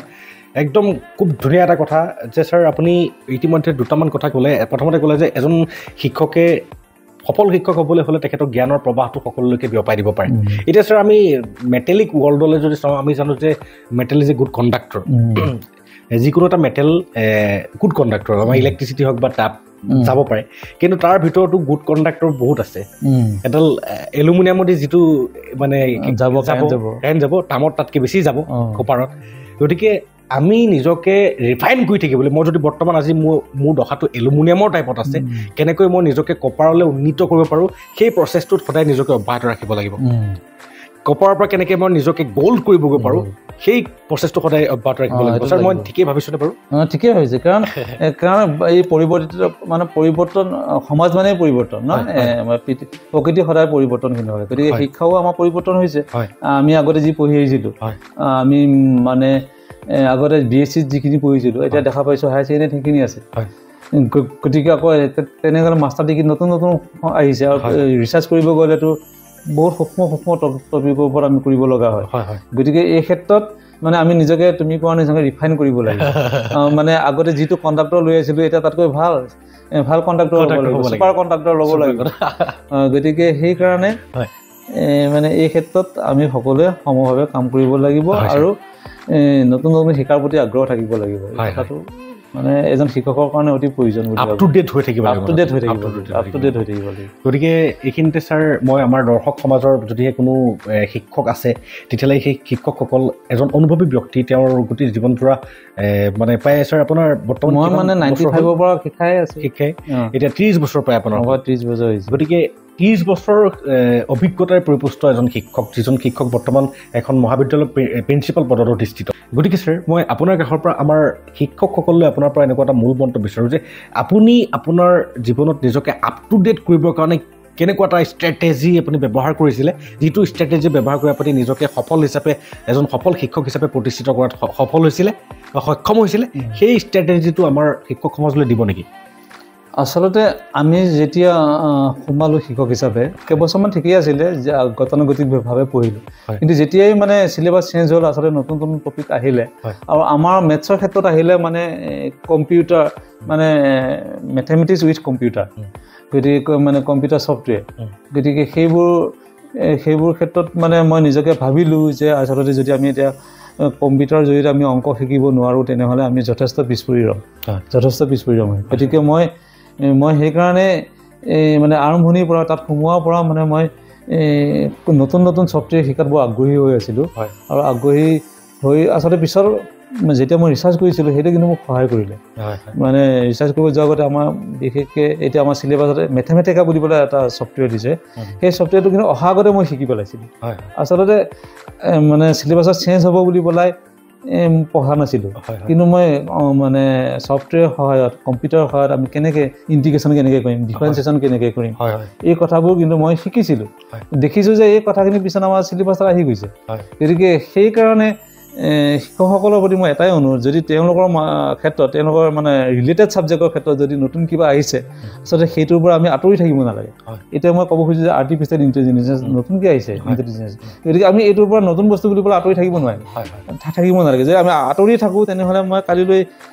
পিছ পৰি যাম কাৰণ মোক মানে ছাত্ৰসকলে মোক ক'ব যে ছাৰে একো কথাই দেখোন নাজানে আগৰ কথাখিনিকেই মানে শিকাই থাকে গতিকে সেইকাৰণে শিক্ষকসকলৰ প্ৰতি মই এটাই অনুৰোধ যে তেওঁলোকে যদি নতুন নতুন কিবা পায় তেওঁলোকৰ বিষয়ৰ লগত জড়িত সেই কথাটো মানে অৱহেলা নকৰি শিকিব লাগে আৰু সেই শিক্ষাটো ছাত্ৰ ছাত্ৰীসকলৰ মাজত মানে বিয়পাই দিব লাগে তেতিয়াহে মানে সমাজৰ উন্নতি হ'ব আমাৰ ল'ৰা ছোৱালীখিনিৰ উন্নতি হ'ব সকলো দেশৰো উন্নতি হ'ব মই সেই অনুভৱটো কৰোঁ আৰু হয় ছাৰ আমি সৰুৰ পৰা শুনা পাই আহিছোঁ যে এজন সফল পুৰুষৰ আঁৰত এগৰাকী মহিলাৰ হাত থাকে ঠিক তেনে এজন বিফল পুৰুষৰ পাছ পালেও ছাৰ এতিয়ালৈকে মই জানিব পাৰিছোঁ যে আপোনাৰ ল'ৰালি কালচোৱাৰ পৰা আপোনাৰ মাতৃৰ যিটো অনুপ্ৰেৰণা আপোনাৰ বাবে মাতৃৰ অনুপ্ৰেৰণাই আপোনাক গৈ পেলাই এখন কলেজৰ প্ৰবক্তা হোৱালৈকে সহায় কৰিছে গতিকে আপোনাৰ মাতৃৰ বোধ কৰোঁ বৰ্তমান গতিকে বৰ্তমান আপোনাৰ মাতৃৰ বিয়োগৰ পাছত আপোনাৰ বাবে তেনেকুৱা শক্তি আপুনি ক'ত বিচাৰি পাইছে সেই শক্তিৰ উৎসটো কেনেকৈ বিচাৰি পাইছে মই অলপ জানিব বিচাৰোঁ আচলতে মোৰ জীৱনটো অলপ ঘাত প্ৰতিঘাতেৰে মানে পৰিপূৰ্ণ হয় মোৰ প্ৰথমা পত্নী 2019 চনত ঢুকাইছে হয় তাৰপিছত মই 2022 চনত আকৌ দ্বিতীয় বিবাহ কৰিলোঁ কিন্তু মোৰ জীৱনত এই তিনিগৰাকী সমানে গুৰুত্বপূৰ্ণ হিচাপে মই বিবেচিত কৰোঁ কাৰণ মই প্ৰথমতে উল্লেখ কৰিছোঁ যে মই মোৰ শিক্ষাৰ ক্ষেত্ৰত মাৰ অৱদান অতুলনীয় কাৰণ মোক পিছফালে মই পঢ়া শুনা নকৰি যদি বাহিৰত ঘূৰি ফুৰোঁ মোক আনি পেলাই বান্ধি পেলাই কোবাইছিলে এই ধৰণৰ অভিজ্ঞতাও আছে গতিকে সেইকাৰণে মই মাষ্টাৰ ডিগ্ৰীলৈ ঠিকেই গ'লোঁ আৰু সেইমতে ভগৱানৰ কৃপাত মই আহি পেলাই চাকৰিও পালোঁ মানে মই বিচৰা ধৰণৰ এটা মানে পালোঁ শিক্ষকতা বৃত্তিটো তাৰপিছততো লাহে লাহে অনুভৱ হ'ল যে মানে এইখিনি শিক্ষাই মানে হেৰি নহয় মানে ছাফিচিয়েণ্ট নহয় আৰু মানে পৰিৱৰ্তনৰ লগে লগে আৰু নতুন শিক্ষাৰ প্ৰয়োজন হৈ আছে সেইকাৰণে যথেষ্ট পলমকৈ মই PhDৰ কাৰণে মানে মন মেলিলোঁ আৰু তেতিয়ালৈ কিন্তু গোটেই বিশ্ববিদ্যালয়ৰ ওপৰত মানে এণ্ট্ৰেঞ্চ পৰীক্ষাটো মানে কম্পালচৰি হৈ গৈছিলে গতিকে তুমি PhDত এডমিশ্যন পাবৰ কাৰণে মানে এণ্ট্ৰেঞ্চ দিবই লাগিব আৰু যিহেতু নতুন নতুন ল'ৰাবোৰে যথেষ্ট পঢ়া শুনা কৰে আমি শিক্ষকতা কৰাৰ লগে লগে আমি এটা নিৰ্দিষ্ট বিষয়ত আবদ্ধ হৈ যাওঁ গতিকে আমি সেইসকলৰ লগত কম্পিট কৰি মানে এটা গুৱাহাটী বিশ্ববিদ্যালয়ৰ নিচিনা আৰু অংক ডিপাৰ্টমেণ্টৰ নিচিনা এটা বিভাগত আমি PhDৰ কাৰণে পোৱাটো বৰ কঠিন কাম আছিলে কিন্তু সেই ক্ষেত্ৰত মোৰ প্ৰথম পত্নী স্বৰ্গীয় ৰশ্মি বৰা তেওঁ কিন্তু যথেষ্ট অৱদান আছিলে আৰু তেওঁ অনুপ্ৰেৰণা কৰিছিলে যে যাতে সকলো ক্ষেত্ৰতে সহায় কৰিছিলে মানে যে মই পাওঁ আৰু মই সঁচাকৈ কৈছোঁ যে মই মেট্ৰিক দিওঁতে যেনেকৈ পঢ়িছিলোঁ এণ্ট্ৰেঞ্চ দিওঁতে কিন্তু তেনেকৈ পঢ়িছিলোঁ মানে সকলো কাম বাদ দি মই কেৱল পঢ়িছিলোঁ যে মোৰ এটাই উদ্দেশ্য আছিলে যে মই মানে এণ্ট্ৰেঞ্চটো পাছ কৰিব লাগিব কাৰণ লাজৰ কথা আছে এজন কলেজৰ শিক্ষক হৈ গৈ পেলাই দিবগৈ যদি নেপাওঁ কিন্তু বহুতে হাঁহিব গতিকে সেই কথাটো মোৰ মনত আহিছিলে আৰু এই কথাটো তেওঁ বুজি পাইছিলে আৰু সেইকাৰণে মই সেই ক্ষেত্ৰত কৃতকাৰ্য হৈছিলোঁ আৰু মানে উত্তীৰ্ণ হৈছিলোঁ 2014 চনত গতিকে সেইমতে মই মানে PhDটো আৰম্ভ কৰিলোঁ PhDটো আৰম্ভ কৰাৰ পিছত মাৰ কথা কৈছোঁৱেই যে মানে যথেষ্ট কম শিক্ষাৰ আছিলে মায়ে মোক এটা কথা সুধি থাকে যে তই যে এইটো পঢ়ি আছ তোৰ পৰীক্ষাটো কেতিয়া হয় তাৰমানে ইমান দিন যে আমি পঢ়োঁ পৰীক্ষা দিওঁ পাছ কৰোঁ এই ধাৰণাটো মাৰো আছিলে যে PhD পঢ়িব গৈছে মানে পঢ়িব গৈছে পৰীক্ষা দিব পাছ কৰিব কিন্তু এইটো যে এটা ৰিচাৰ্চৰ ধাৰণাটো নাছিলে কিন্তু মোৰ দুৰ্ভাগ্য যে 2017 চনত মা ঢুকালে গতিকে মায়ে PhDটো দেখা নাপালে তাৰপিছত আৰু অতিতকৈ দুৰ্ভাগ্য যে মানে মই 2019 চনত মই জুলাই মাহত ছাবমিট কৰিম বুলি পেলাই থিচিছ লিখা আৰম্ভ কৰিছিলোঁ মানে প্ৰথমতে গোটেইখিনি গোটাই ল'ব লগা হয় তাৰপিছত থিচিছ লিখা হয় কিন্তু জুন মাহতে আকস্মিকভাৱে এটা অসুখ হৈ পেলাই মোৰ প্ৰথমা পত্নী ঢুকালে কিন্তু তাইও দেখা নাপালে তাৰপিছত মানে বাদেই দিছিলোঁ বোলো যোনে ভাল পায় মই মোৰ সফল হোৱাটো যোনে ভাল পায় এই মানুহ দুগৰাকীয়ে নাইকিয়া হ'ল গতিকে মই আৰু বাদ দিওঁ কিন্তু মই এটা বান্ধোন খাই গ'লোঁ কিহৰ কাৰণে যে মই PhDটো ল'বৰ কাৰণে মই ফেল'শ্বিপ লৈ গৈছিলোঁ 2 বছৰ মই ছুটি পাইছিলোঁ যদি মই এইটো মানে যদি জমা দিব নোৱাৰোঁ PhD মানে চাৰ্টিফিকেটখন মই 2 বছৰৰ পইচা ফুটে মূলে চৰকাৰক উল্টাই দিব লাগিব কাৰণ মই গুচি যোৱা অৱস্থাত মৰিগাঁও মহাবিদ্যালয়ত এগৰাকী বেলেগ প্ৰবক্তা চৰকাৰে নিয়োগ কৰি থৈ দিছে গতিকে সেইটো বান্ধোনত পৰি মই মানে 2020 চনত এটা কৰোণা মহামাৰী আহিলে সেইটো কাৰণেও পিছুৱাই গ'ল যোৱাৰ পিছত মই 2020 চনৰ অক্টোবৰ মাহত ফাইনেলি মানে PhDটো লাভ কৰিলোঁ আৰু সেই বান্ধোনটো নাথাকাহেঁতেন তেনেহ'লে হয়তো মই PhDটো মানে মোৰ ইচ্ছা নোহোৱা হৈ গৈছিলে আৰু কিন্তু গতিকে সেইকাৰণে মানে এই দুগৰাকী মই নাম ল'বই লাগিব। মোৰ দ্বিতীয় পত্নী মেঘালী কলিতা, তেওঁ নগাঁৱৰ হয়। তেওঁ কিন্তু মই যে PhD-টো পালোঁ আৰু PhD-টো পোৱাৰ লগে লগে মানে অধ্যক্ষ হোৱাৰ মানে মোক গোটেই মানে যোগ্যতাখিনি মোৰ আহৰণ কৰা হৈ গ'ল। বাকী একাডেমিকখিনি মোৰ আছিলেই। গতিকে মোৰ দুটা ল'ৰা ছোৱালী, গতিকে মোৰ মহায়ন কলেজখন যথেষ্ট দূৰ, ইয়াৰ পৰা প্ৰায় 40 কিলোমিটাৰ। গতিকে মই এওঁ নথকাহেঁতেন কিন্তু মই সেইখন কলেজত গৈ পেলাই মই অধ্যক্ষ হিচাপে যোগদান কৰিব নোৱাৰিলোঁ, কাৰণ মোৰ ছোৱালীজনী সৰু, ল'ৰাটো তেতিয়া সৰু, মানে BSc পাছ কৰা নাছিলে, ডিগ্ৰী পাছ কৰা নাছিলে। গতিকে এই ক্ষেত্ৰত মোৰ এগৰাকী দুগৰাকী নহয় 3গৰাকী নাৰীয়ে মোৰ এই ক্ষেত্ৰত জীৱনত অৱদান আছে বুলি পেলাই মই অনুভৱ কৰোঁ। হয় ছাৰ, খুব ভাল লাগিলে। আৰু ছাৰ মই এইখিনিতে জানিলোঁ যে নাৰীয়ে এজন মানুহক গঢ়িবও পাৰে, নাৰীয়ে এজন মানুহক ধ্বংস কৰিব পাৰে। গতিকে ছাৰ আমাৰ সমাজত দেখা যায় বহু কিছুমান ব্যক্তিয়ে অসৎ সংগ বা অসৎ নাৰীক চিনাক্তকৰণ কৰিব নোৱাৰি পেলাই সৎ বুলি ভাবি নিজৰ জীৱনত সংযোজন কৰি পেলাই নিজৰ জীৱন ধ্বংস কৰি পেলায়, তেনেকুৱাও দেখা যায়। গতিকে ছাৰ আপুনি এজন সাংসাৰিকভাৱে অভিজ্ঞ ব্যক্তি হিচাপে বৰ্তমান সমাজৰ সেই তেনেকুৱা আমাৰ নৱপ্ৰজন্ম বা বৰ্তমান পুৰুষ সমাজলৈ এনেকুৱা কিবা এটা বাৰ্তা প্ৰেৰণ কৰিব বিচাৰিব নেকি, যে যিটো বাৰ্তা পালে তেওঁলোকে অন্ততঃ সৎ সংগ চিনাক্তকৰণ কৰি পেলাই জীৱন বাটত আগুৱাব পাৰে? আচলতে সৎ সংগ আৰু অসৎ সংগ বুলিবলৈ কোনো কথা নাই। মানে সময় ক্ষেত্ৰত সৎ এজনে অসৎ হৈ যাব পাৰে, হয়নে নহয়? ধুনীয়া কথা কৈছে। গতিকে মই এই ক্ষেত্ৰত অনুভৱ কৰোঁ যে মানুহৰ মন, মানে অসমীয়া এষাৰ কথা আছে যে বান্ধিলে মন শিলৰ সুঁতি, মানে দৌৰিলেও মন ঘোঁৰাৰ চুটি, এনেকুৱা কিবা এটা আছিলে নহয়। গতিকে মানে সকলো সংগীয়ে কেতিয়াবা ভাল হ'ব পাৰে, কেতিয়াবা বেয়া হ'ব পাৰে, কিন্তু যদি নিজৰ মনটো বান্ধি থাকে যে মই এইটো কাম নকৰোঁ, এইটো কাম মই কৰিম বুলি চিন্তা কৰিছোঁ, এইটো কাম ভাল, গতিকে মই এইটো কৰিম, এই ধৰণৰ যদি নিজৰ মনৰ দৃঢ়তাটো থাকে, তেনেহ'লে মই ভাবিছোঁ যে এজন মানে প্ৰাপ্তবয়স্ক মানুহৰ ক্ষেত্ৰত সংগই বিশেষ প্ৰভাৱ পেলাব নোৱাৰে, যদিহে তেওঁ দৃঢ় প্ৰতিজ্ঞ হয়। ধুনীয়া কথা, দৃঢ় প্ৰতিজ্ঞ হয়। খুব ধুনীয়া কথা এটা, এইটো চাইক'লজিকেলি ইম্পেক্টফুল কথা মই হৃদয়ংগম কৰিব পাৰিছোঁ যে কোনে কি কৰিছে বা কোনে কেনেকৈ ছাপোৰ্ট কৰিছে নকৰিছে সেইটো পিছৰ কথা, নিজৰ মনত নিজকে নিজে কিমান ছাপোৰ্ট কৰিছোঁ সেইটো চবতছে ডাঙৰ কথা ছাৰ। গতিকে মই একাগ্ৰ চিত্ৰে নিজৰ মনটোক যদি চিত্তপ্ৰজ্ঞতাৰে বান্ধি ল'ব পাৰোঁ, তেতিয়াহ'লে এই পৃথিৱীত কোনে কি কৰি আছে সেইসমূহ বস্তুৱে সেইসমূহ কাৰ্যকলাপে মোক কোনো প্ৰভাৱিত কৰিব নোৱাৰে। আৰু আমাৰ মানুহৰ জীৱনৰ মূল মন্ত্ৰ সেইটো হৈছে আমি নিজৰ অন্তৰাত্মাখনৰ লগতে নিজক লৈ নিজৰ লগতে কেনেকৈ আত্মসন্তুষ্টিত অনুভৱ কৰিব পাৰোঁ, আৰু তাতকৈ পৰম শান্তি একো নাইও পৃথিৱীত। হয় ছাৰ,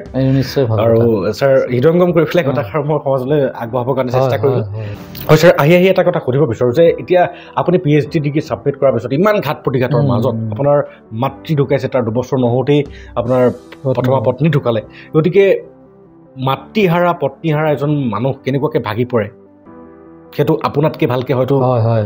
আৰু তেনেকুৱা পৰ্যায়ত যিসকলে অতিবাহিত কৰিছে সেই সময়, সেই ব্যক্তিসকলৰ বাদে মোৰ নিচিনা মানুহে ঘপককৈ বুজি নাপাম, কাৰণ মই সেই বেদনা আজিলৈকে পোৱা নাই। গতিকে দুগৰাকী মহিলাৰ কৃপা দৃষ্টিত আপুনি নিজকে প্ৰতিষ্ঠিত বা নিজকে কৰ্মপৰায়ণ কৰিবৰ কাৰণে সক্ষম হৈছিলে, সেই মহিলা দুগৰাকী বিয়োগত আপুনি হতাশাত ভাগি পৰোঁতে আপুনি এনেকুৱা নিজকে ভাগি নাযাবৰ কাৰণে সেই শক্তিৰ উৎস হিচাপে ক'ত বিচাৰি পাইছিলে? আচলতে মোৰ কলেজখনে সেই ক্ষেত্ৰত মোক মানে যথেষ্ট মানে সহায় কৰিছিলে, আৰু তেতিয়া মই শিক্ষাতেই মানে মনোনিৱেশ কৰিছিলোঁ যে মানে মই ছাত্ৰ ছাত্ৰীসকলৰ মাজতে থাকিব, মোৰ ল'ৰা ছোৱালী দুটা আছিলে, মই সিহঁতক মানুহ কৰিব লাগিব। গতিকে মোৰ দেউতা তেতিয়া জীয়াই আছিলে, দেউতাক মই ভালদৰে চাব লাগিব। গতিকে কিন্তু আটাইতকৈ বেছি সহায় কৰিছিলে মোৰ মানে মহাবিদ্যালয়খনে আৰু মোৰ মহাবিদ্যালয়খনৰ পৰিৱেশটোৱে। আৰু মানে তেতিয়াই মানে অধ্যক্ষ, সেই সময়ৰ অধ্যক্ষ আছিলে ডক্টৰ, এতিয়াও তেখেতে অধ্যক্ষ হৈ আছে, ডক্টৰ লীলাকান্ত বৰা। গতিকে তেওঁ মোক কথাটো গম পাইছিলে, গম পাই পেলাই মানে মোক, আজিকালি কলেজৰ মানুহে বুজি পায় যে নাকৰ মানে হেৰি হয়, মানে ইনস্পেকশ্যন হয়, গ্ৰেডিং হয়, আৰু সেইটো কৰিবৰ কাৰণে এটা মানে চেল থাকে, IQAC cell, internal quality assurance cell, আৰু সেইটোৰ মোক মানে কোঅৰ্ডিনেটৰ সংযোজক পাতি দিছিলে। সংযোজক পাতি দিলে মানে গোটেই একাডেমিক আচলতে বছ বুলি ক'ব পাৰি। গতিকে সেই ক্ষেত্ৰত তেখেতে মোক তাত নিয়োগ কৰিছিলে, আৰু নিয়োগ কৰিছিলে মানে সেইটোত মানে মই অতি ব্যস্ত হৈ যাব লগা হৈছিলে, আৰু মই বেলেগ কথা চিন্তাই কৰিব পৰা নাছিলোঁ। আৰু আৰু এটা অনুভৱ কথা কওঁ, যিদিনা সেই নিয়োগ পত্ৰখন মোক দিছিলে মই কান্দিছিলোঁ। এইকাৰণে কান্দিছিলোঁ যে মই এই কথাটো ক'বলৈ মোৰ মানুহ নাই, ল'ৰা ছোৱালীকেইটা সৰু, গতিকে তেওঁলোকে মানে তাৰ অনুভৱটো কৰিব নোৱাৰে মই কি কাম কৰিবৰ কাৰণে মানে কলেজে মোক দায়িত্ব দিছে। গতিকে মই সেইখিনি সময় আচলতে মানুহক যে সংগ লাগে, মানুহৰ যে সংগী লাগে, সেইখিনি সময়ত মই মানে অনুভৱ কৰিছিলোঁ। আচলতে নিজৰ ভাল কথা এটা ক'বলৈ এজন সংগী লাগে। গতিকে সেই অনুভৱটো মোৰ আছে। কিন্তু মই আৰু এই কামখিনি ইমান নিয়াৰিকৈ কৰিলোঁ মানে আমাৰ মৰিগাঁও মহাবিদ্যালয়খন এতিয়ালৈ 4বাৰ ইনস্পেকশ্যন হৈছে নাকৰ, 3বাৰ বি গ্ৰেড পাইছে। কিন্তু মই যেতিয়া আমি কিন্তু সকলোৱে সমানে কষ্ট কৰিছোঁ দেই। আগতে বি গ্ৰেড কৈছোঁ বুলি পেলাই যে আমাৰ কলেজখনে কম চেষ্টা কৰিছে সেইটো নহয়। কিন্তু আমি পিছত এই মানে মোৰ কাৰ্যকালৰ দিনত মানে এজ এ কোঅৰ্ডিনেটৰ আমি গোটেই কলেজখন এনেকৈ উবুৰি খাই পৰিলোঁ যে শেষত এইবাৰ লাষ্ট ইনস্পেকশ্যনত কিন্তু আমি মৰিগাঁও মহাবিদ্যালয় A গ্ৰেড পাবলৈ সক্ষম হ'লোঁ। গতিকে সেইটো এটা মোৰ এচিভমেণ্ট এটা বুলিয়ে ক'ব পাৰোঁ। আৰু মোৰ বুলি নহয়, আমাৰ মৰিগাঁও কলেজ পৰিয়ালবৰ্গৰ এটা এচিভমেণ্ট বুলি ক'ব পাৰোঁ। আৰু সেইটোৱে কিন্তু মোক সদায় এটা সুখানুভূতি দিয়ে যে কৰ্মৰ ফল এটা যে পাইছোঁ, সেই সুখানুভূতিটো কিন্তু মই তাৰ পৰা পাইছোঁ। লীলা বৰঠাকুৰ ছাৰ, আপোনাকতো মই ভালকৈ চিনি পাওঁ, মোকো চিনি পায়, আৰু বহুতে এজন খুব সুন্দৰ ব্যক্তিত্বৰ ব্যক্তি, তেখেত ব্যক্তিবান ব্যক্তি। আৰু মই এই মুহূৰ্ততে আপোনাক নমস্কাৰ জ্ঞাপন কৰিছোঁ ছাৰ। যদি আমাৰ সাক্ষাৎকাৰটো আপুনি চাই তেতিয়াহ'লে আপোনাক মই এইকাৰণে নমস্কাৰ কৰিছোঁ যে আপুনি এটা বস্তু বুজি পাইছে যে এজন ব্যক্তিক কেনেকৈ তেখেতৰ মাইণ্ডটোক একাগ্ৰ চিত্তে যিকোনো এটা বিষয়ত সংযোজিত কৰি ৰাখিব লাগে। ছাৰ, এষাৰ কথা আছে, এম্পটি মাইণ্ড ইভিল হাউচ। সেইটো হয়। গতিকে ছাৰ, আপোনাক লীলা বৰঠাকুৰ ছাৰে যদিহে সেই মানে স্পেচিফিক কামটো যদি নিদিলেহেঁতেন তেতিয়াহ'লে আপুনি হয়তো কিছুমান সেই তেনেকুৱা অবাঞ্ছিত কিছুমান চিন্তাত নিজকে হতাশাগ্ৰস্ত হিচাপে বা সেই তেনেকুৱা অলৌকিক কিছুমান কল্পনাই আপোনাক গতিগ্ৰস্ত কৰিলেহেঁতেন। কিন্তু লীলা ছাৰে আপোনাক এনেকুৱাকৈ নিয়োজিত কৰাৰ বাবে আপুনি আজি নিজেই, মই লীলা ছাৰ আপোনাক এইখিনিতে ছাৰৰ কথা কৈছোঁ যে ছাৰ আৱেগিক হৈ পৰিছে, ছাৰ চকু জলজলীয়া চকুলো মানে ওলাই পৰিছে। এনেই কোৱা নাই, মই ছাৰক কাষৰ পৰা কৈছোঁ। আৰু দৰ্শক ৰাইজ, আপোনাক সবকো ক'ব বিচাৰোঁ যে মই ছাৰৰ ভিডিঅ'টোত মই লীলা ছাৰৰ লিংকটো দি দিম, তেখেতৰ সাক্ষাৎকাৰ মোৰ চেনেলত উপলব্ধ আছে, নিশ্চয় চাই ল'ব। হয় ছাৰ, খুব ভাল লাগিলে। এতিয়া মই জানিব বিচাৰোঁ যে আপুনি সম্পূৰ্ণ কাৰ্যক্ষম হৈ পেলাই নিজকে PhD লোৱাৰ পাছত আপুনি যেতিয়া এখন মহাবিদ্যালয়ৰ প্ৰবক্তাৰ পৰা প্ৰিন্সিপালৰ সকলো যোগ্যতা আহৰণ কৰিলে, আৰু প্ৰিন্সিপাল হিচাপে যিদিনাৰ পৰা আপুনি সেই পদৰ অলংকৃত কৰি আছে মৰিগাঁও কলেজৰ পৰা হয়তো বদলি হৈ পেলাই মায়াং কলেজত। এতিয়া মই ছাৰ জানিব বিচাৰোঁ যে আপুনি এই সম্পূৰ্ণ অভিজ্ঞতাৰে পৰিপুষ্ট হৈ পেলাই জীৱনৰ নানান ঘাট প্ৰতিঘাতৰ দ্বাৰা নিজকে মানে পৰিপুষ্ট কৰি বৰ্তমান অৱস্থাত আপোনাৰ মানসিক দশাৰে বৰ্তমান মায়াং বিদ্যালয়খনৰ শৈক্ষিক তথা এডমিনিষ্ট্ৰেটিভ সকলো ক্ষেত্ৰতে মানদণ্ড উন্নীতকৰণৰ ক্ষেত্ৰত আপুনি কেনেকুৱা ধৰণৰ পৰিকল্পনা লৈছে, আৰু সেই পৰিকল্পনাসমূহৰ দ্বাৰা বৰ্তমান মায়াং কলেজখনে নাকৰ আণ্ডাৰত কেনেকৈ গ্ৰেড পাবলৈ সক্ষম হৈছে সেই বিষয়ে অলপ থ্ৰুতে জানিব বিচাৰিম। আচলতে মোৰ যিগৰাকী PhD গাইড আছিলে ডক্টৰ জ্ঞানজ্যোতি শৰ্মা, তেখেতে মোক এটা কথা শিকাইছিলে যে যি কাম কৰা ভালদৰে কৰিবা, ফলাফল এদিন পাবাই। গতিকে আৰু যেতিয়া মই মায়াং মহাবিদ্যালয়ৰ কাৰণে অধ্যক্ষ পদৰ বিজ্ঞাপন দিছিলে, সেইটোত মই দিব খোজা নাছিলোঁ। মানে কাৰণ মায়াং মহাবিদ্যালয়ৰ এগৰাকী বৰ মানে অভিজ্ঞ প্ৰিন্সিপাল আছিলে ডক্টৰ মহানন্দ বৰা। তেওঁৰ আণ্ডাৰত মানে মায়াং মহাবিদ্যালয়ে A+ গ্ৰেড পাইছে, হেৰি যিটো বিৰল এটা গ্ৰেড সেই সময়ত 2022 চনত পাইছিলে। গতিকে সেইখিনি সময়ত নতুন কলেজ হিচাপে যথেষ্ট ভাল গ্ৰেড পাইছিলে।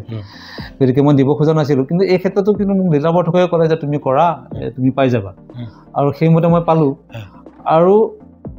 আৰু এই পোৱা ক্ষেত্ৰতো মই যে নাকৰ কোঅৰ্ডিনেটৰ আছিলোঁ, এইটোৱে কিন্তু সহায় কৰিছিল। কাৰণ এই কামটো মই হাৰ্ডলি কৰিছিলোঁ, আৰু হাৰ্ডলি কৰাৰ কাৰণে ভিতৰলৈ সোমাই যাব পাৰিছিলোঁ। আৰু তাত যিখিনি সাক্ষাৎকাৰৰ ক্ষেত্ৰত এই VC আণ্ডাৰত মানে ভাইচ চেঞ্চেলৰ আণ্ডাৰত এখন কমিটি থাকে, এই কমিটিয়ে লয়। তেওঁলোকৰ মানে বেছি ধৰণৰ কথা আছিলে নাকৰ ক্ষেত্ৰত। গতিকে সেই কথাখিনি মই সুচাৰুৰূপে মানে উত্তৰ দিব পাৰিছিলোঁ কাৰণে মানে মোক মানে চিলেক্ট কৰিলে। আৰু জইন কৰাৰ মানে মাৰ্চ মাহত 2024 চনৰ 6 মাৰ্চত মই তাক জইন কৰিছোঁ। তেতিয়া সেইখনে A গ্ৰেড পোৱা কলেজ, আৰু A গ্ৰেড পোৱা কলেজ এখনত মানে যথেষ্ট মই ভাল পৰ্যায়তে পাইছোঁ। যদিও সেইখন মানে গাঁৱলীয়া পৰিৱেশত মানে প্ৰতিষ্ঠিত এখন কলেজ, প্ৰতিষ্ঠা 1992 চনত এখন কলেজ প্ৰতিষ্ঠা হৈছিলে আৰু সেই প্ৰতিষ্ঠা কৰা মানুহবোৰ এতিয়াও তাত জীয়াই আছে কিছু ঢুকাইছে কিন্তু এতিয়াও জীয়াই আছে গতিকে সেইসকলৰ অন্তৰত সেই কলেজখন সোমাই আছে গতিকে প্ৰতিটো ষ্টেপ তাৰ মায়ং সমাজ জনজীৱনৰ লগত জড়িত প্ৰতিজন মানুহে আমাৰ কাৰ্যকলাপবোৰ চায় গতিকে সেইকাৰণে মই যোৱা প্ৰথম দিনৰ পৰা আমাৰ যিটো একাডেমিক এটমস্ফিয়াৰ সেই একাডেমিক এটমস্ফিয়াৰটো ভালেই আছিলে কিন্তু মই তাক আৰু প্ৰাণৱন্ত কৰিবৰ কাৰণে যত্ন কৰিছিলোঁ প্ৰতিটো ক্লাছটো যাতে সময়মতে হয় নিয়মমতে হয় সেই কথাটো মই গুৰুত্ব দিছিলোঁ একাডেমিক কথাটো মই বেছি গুৰুত্ব দিছিলোঁ আৰু মই এটা অনুভৱ হয় যে মানে যিটো মানে ক্লাছ হোৱাৰ মানে সময়মতে যিটো ক্লাছ হোৱাৰ প্ৰৱণতা এতিয়া যথেষ্ট তাত ভাল আৰু তাৰ শিক্ষকসকলো যথেষ্ট মানে প্ৰথম মানে এডিশ্যনৰ মানে প্ৰথম পৰ্যায়ৰ তেওঁলোকৰ শিক্ষক মানে প্ৰতিষ্ঠাকালৰ শিক্ষক গতিকে তেওঁলোকৰো আৱেগ আছে গতিকে তেওঁলোকৰ সেই আৱেগটোক সন্মান জনাই প্ৰতিষ্ঠাপক মানে শিক্ষক হিচাপে মই তেওঁলোকক মানে নিৰ্দেশনা দিবলৈ যত্ন কৰিছিলোঁ যাতে আমি এই কামটো আমি ন্যায়িকে কৰোঁ কাৰণ এই কথাটো মোক মোৰ PhD গাইডে শিকাই থৈছে যে তুমি যি কাম কৰা ন্যায়িকে কৰিবা গতিকে ময়ো সেই প্ৰিন্সিপাল হিচাপে প্ৰথম কামটো হৈছে আমাৰ শিক্ষাদান নাকৰ ক্ষেত্ৰতো আমি পাওঁ যে মানে আমাৰ শিক্ষাৰ ক্ষেত্ৰত যিটো ৰিজাল্ট সেইটোৰ ক্ষেত্ৰত আমাৰ আটাইতকৈ বেছি নম্বৰ থাকে একাডেমিকৰ ক্ষেত্ৰত মানে যথেষ্ট নম্বৰ থাকে গতিকে সেইটো নাকৰ ক্ষেত্ৰতো সহায় হয় সেইকাৰণে মই প্ৰথম কামটো কৰিছোঁ যে আমি গোটেই মানে ৰুটিন মতে ক্লাছ হয় আৰু ন্যায়িকে ক্লাছ হয় সময়মতে ক্লাছ হয় আৰু সময়মতে আমি শিক্ষাদান কৰিব পাৰোঁ আৰু পাঠ্যক্ৰম শেষ কৰিব পাৰোঁ আৰু সেই ক্ষেত্ৰত মই মায়ং মহাবিদ্যালয়ৰ শিক্ষক কৰ্মচাৰী সকলোখিনিয়ে যথেষ্ট ভাল সহায় পাইছোঁ আৰু এই যিটো গ্ৰেড পাইছে এই গ্ৰেডটো মই মানে একেধৰণৰ অন্ততঃ মানে A++ পোৱাটো যথেষ্ট কঠিন অসমত এখন কলেজেই পাইছে বি বৰুৱা কলেজ হয় গতিকে চেষ্টাটো সেইটোলৈয়ে থাকিব A++ পোৱাটোলৈয়ে থাকিব কিন্তু কিমান ধৰণৰ সফল হওঁ সেইটো সময়ে ক'ব আৰু চেষ্টা কিন্তু কুটি কৰা নাই স্যাৰ এটা কথা এখানে মনত পৰিলে shoot for the moon if you miss you will stay among the stars গতিকে আমি সদায় আমাৰ পৰিকল্পনা এনেকুৱা হ'ব লাগে যে চন্দ্ৰলৈ আমি মানে প্ৰক্ষেপিত কৰিব লাগে মিছ হ'লেও আমি তৰাবিলাকৰ মাজত থাকিম গতিকে আশা কৰোঁ ভৱিষ্যতলৈ আপোনালোকৰ এই পৰিকল্পনা যিটো A++ বৰ্তমান আমাৰ অসমৰ ভিতৰত একমাত্ৰ এখনেই কলেজ আছে যিখন বি বৰুৱা কলেজ আৰু সেইখনে পাবলৈ সক্ষম হৈছে আৰু আশা কৰোঁ আমাৰ ভৱিষ্যতলৈ আমাৰ নগাঁওবাসী তথা আমাৰ মৰিগাঁও জিলাৰ যিসমূহ কলেজ আছে সেই কলেজসমূহে A++ পাবলৈ কাৰণে সক্ষম হয় ছাৰ এইখিনিতে মই এটা কথা আপোনাক সন্নিৱিষ্ট কৰি পেলাই জানিব বিচাৰোঁ যে A+ গ্ৰেড পোৱা বা আজিকালি স্কুল পৰ্যায়ত গুণ উৎসৱ হয় গুণ উৎসৱ আৰু কলেজত নাকৰ ইনফেকশ্যন হয় এই চাৰ্টিফিকেট বা এই A+ গ্ৰেডে স্কুলখনৰ দৰাচলতে শৈক্ষিক মানদণ্ডটোক নিৰূপণ কৰিব পাৰেনে আচলতে গুণোৎসৱ যে হয় মই গুণোৎসৱৰ এক্সটাৰ্নেল ইভালুৱেটৰ হিচাপে গৈছোঁ কেইবাখনো স্কুলত কেইবাবাৰো গৈছোঁ আচলতে এটা গুণোৎসৱে এটা গুণগত পৰিৱৰ্তন আনিছে মানে যে এই আমাৰ পৰিৱেশটো সুন্দৰ কৰাত এটা গুৰুত্ব দিব লগা হৈছে আমাৰ মানে পেচাব কৰাৰ ব্যৱস্থাটো মানে যিটো ইউনিয়ন চিষ্টেম এই চিষ্টেমটোত মানে গুৰুত্ব দিব লগা হৈছে খেলা ধূলাত গুৰুত্ব দিব লগা হৈছে এই ধৰণৰ চাফ চিকুণতাৰ গুৰুত্ব দিব লগা হৈছে গতিকে এইখিনি কৰিব যাওঁতে এইখিনি কাম ন্যায়িকে কৰোঁতে তেওঁলোকৰ লগতে মানে একাডেমিক এক্টিভিটিখিনিও অলপ মানে উন্নত হৈছে বুলি পেলাই মই এটা ব্যক্তিগত অনুভৱ হয় কাৰণ আগৰ গুণোৎসৱৰ প্ৰভাৱটো আমি সুধো নহয় যে আগতে কোন আহিছিলে কি গ্ৰেড পাইছিলে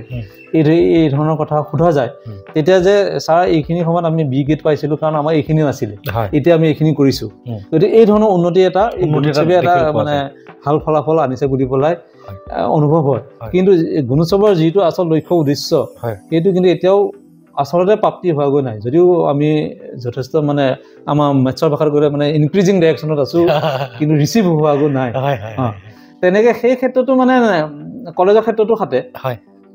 কলেজে যিবোৰ ক্ষেত্ৰত আগতে আমি গুৰুত্ব দিয়া নাছিলোঁ ল'ৰা ছোৱালী বিশেষকৈ আমাৰ মেণ্টৰ বুলি পেলাই এটা কথা আছে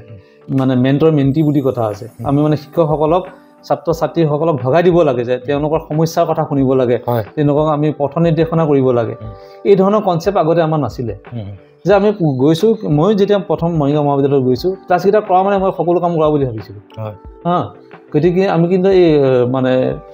মানে ল'ৰা ছোৱালীবিলাকক মেণ্টৰ যিটো নতুন কথা কনচেপ্টটো আহিছে মানে তেওঁলোকক মেণ্টৰ হিচাপে আমি তেওঁলোকক মানে নিৰ্দেশনা দিব লাগে তেওঁলোকৰ কথা সুধিব লাগে আৰু তাৰপিছত মানে পাছ কৰি যোৱাৰ পিছতো এক্স ষ্টুডেণ্ট হৈ যায় এক্সিডেণ্ট হোৱাৰ পিছতো আমি তেওঁলোকৰ লগত সম্পৰ্ক ৰাখিব লাগে তেওঁলোকৰ বিভিন্ন শিক্ষানুষ্ঠানত পঢ়িব যায় আমাৰ পৰা পাছ কৰাৰ পিছত তেওঁলোকৰ কি অভিজ্ঞতা হৈছে সেই কথাবোৰ আমি ল'ব লাগে সেই কথাটো আকৌ আমি ইয়াত আকৌ পুনৰাই মানে আমি কলেজত প্ৰৱৰ্তন কৰিব পাৰোঁ নে নহয় এই কথাবোৰ চাব লাগে আৰু গোটেই মানে কথাটো যে মানে নাকে কেৱল মানে শিক্ষাগত কথাখিনিতে আবদ্ধ নাথাকি ইনফ্ৰাষ্ট্ৰাকচাৰ চাই আমি আগতে কিছু অৱহেলা কৰা হৈছিলে যে এইটো নাই হ'ব দে মানে আমি চলি যাব কিন্তু আজিকালি আমি সেইটো কথাত গুৰুত্ব দিব লগা হৈছে এই ক্ষেত্ৰত চৰকাৰেও আমাক যথেষ্ট সহায় কৰিছে পাৰ্য মানে যদিও মানে আমাক যিমান লাগে জানেইতো আৰু মানে অভাৱৰ সীমা নাই গতিকে এখন কলেজ বা স্কুলৰ অভাৱ অভিযোগ ওলায়ে থাকে গতিকে তথাপিতো নাট আৰু গুণোৎসৱে এই ধৰণৰ কিছু গুণগত মান পৰিৱৰ্তন কৰাত যথেষ্ট সহায় হৈছে বুলি পেলাই মোৰ এটা অনুভৱ হৈছে খুব ধুনীয়া ছাৰ এইখিনিতে ছাৰ এটা ব্যতিক্ৰমীমূলক প্ৰশ্ন আপোনাক মই সুধিব বিচাৰোঁ যে আমাৰ যিহেতু কলেজৰ দেউনাৰ পৰাই আমাৰ নানান কিছুমান প্ৰতিভা ওলাই আহে আৰু কলেজত ষ্টুডেণ্ট ইউনিয়ন বৰ্ড এখন যেতিয়া ফৰ্মেশ্যন হয় তেতিয়া বহুসকল ষ্টুডেণ্ট গৈ পেলাই নিজকে ৰাজনীতি ক্ষেত্ৰখনৰ লগত অকণ মানে ৰাজনৈতিক ক্ষেত্ৰখনৰ লগত অকণমান চিনা পৰিচিত প্ৰত্যক্ষ ৰাজনীতি নহয় পৰোক্ষ ৰাজনীতি কিন্তু পৰোক্ষ হ'লেও সি পৰোক্ষ নহয় আল্টিমেটলি প্ৰত্যক্ষ ৰাজনীতিৰ লগতে সি মানে যোগসূত্ৰ আছে গতিকে ছাৰ মই আপোনাৰ পৰা জানিব বিচাৰোঁ যে আপোনাৰ কলেজত নিশ্চয় ষ্টুডেণ্ট ইউনিয়ন ফৰ্মেশ্যন হয় তাতো হয়তো আছু ABVP তেনেকুৱা নানান কিছুমান দলীয় কাৰ্যকলাপ চলে গতিকে ছাৰ আপোনাৰ ৰাজনীতিৰ ওপৰত অভিমত কেনেকুৱা আৰু আপোনাৰ কলেজখনক আপুনি আপোনাৰ ছাত্ৰ ছাত্ৰীসকলক ৰাজনৈতিক আদৰ্শ বা শিষ্টাচাৰ দিবলৈ যদি যোৱা যায় তেতিয়াহ'লে আপুনি কি ক'ব বিচাৰিব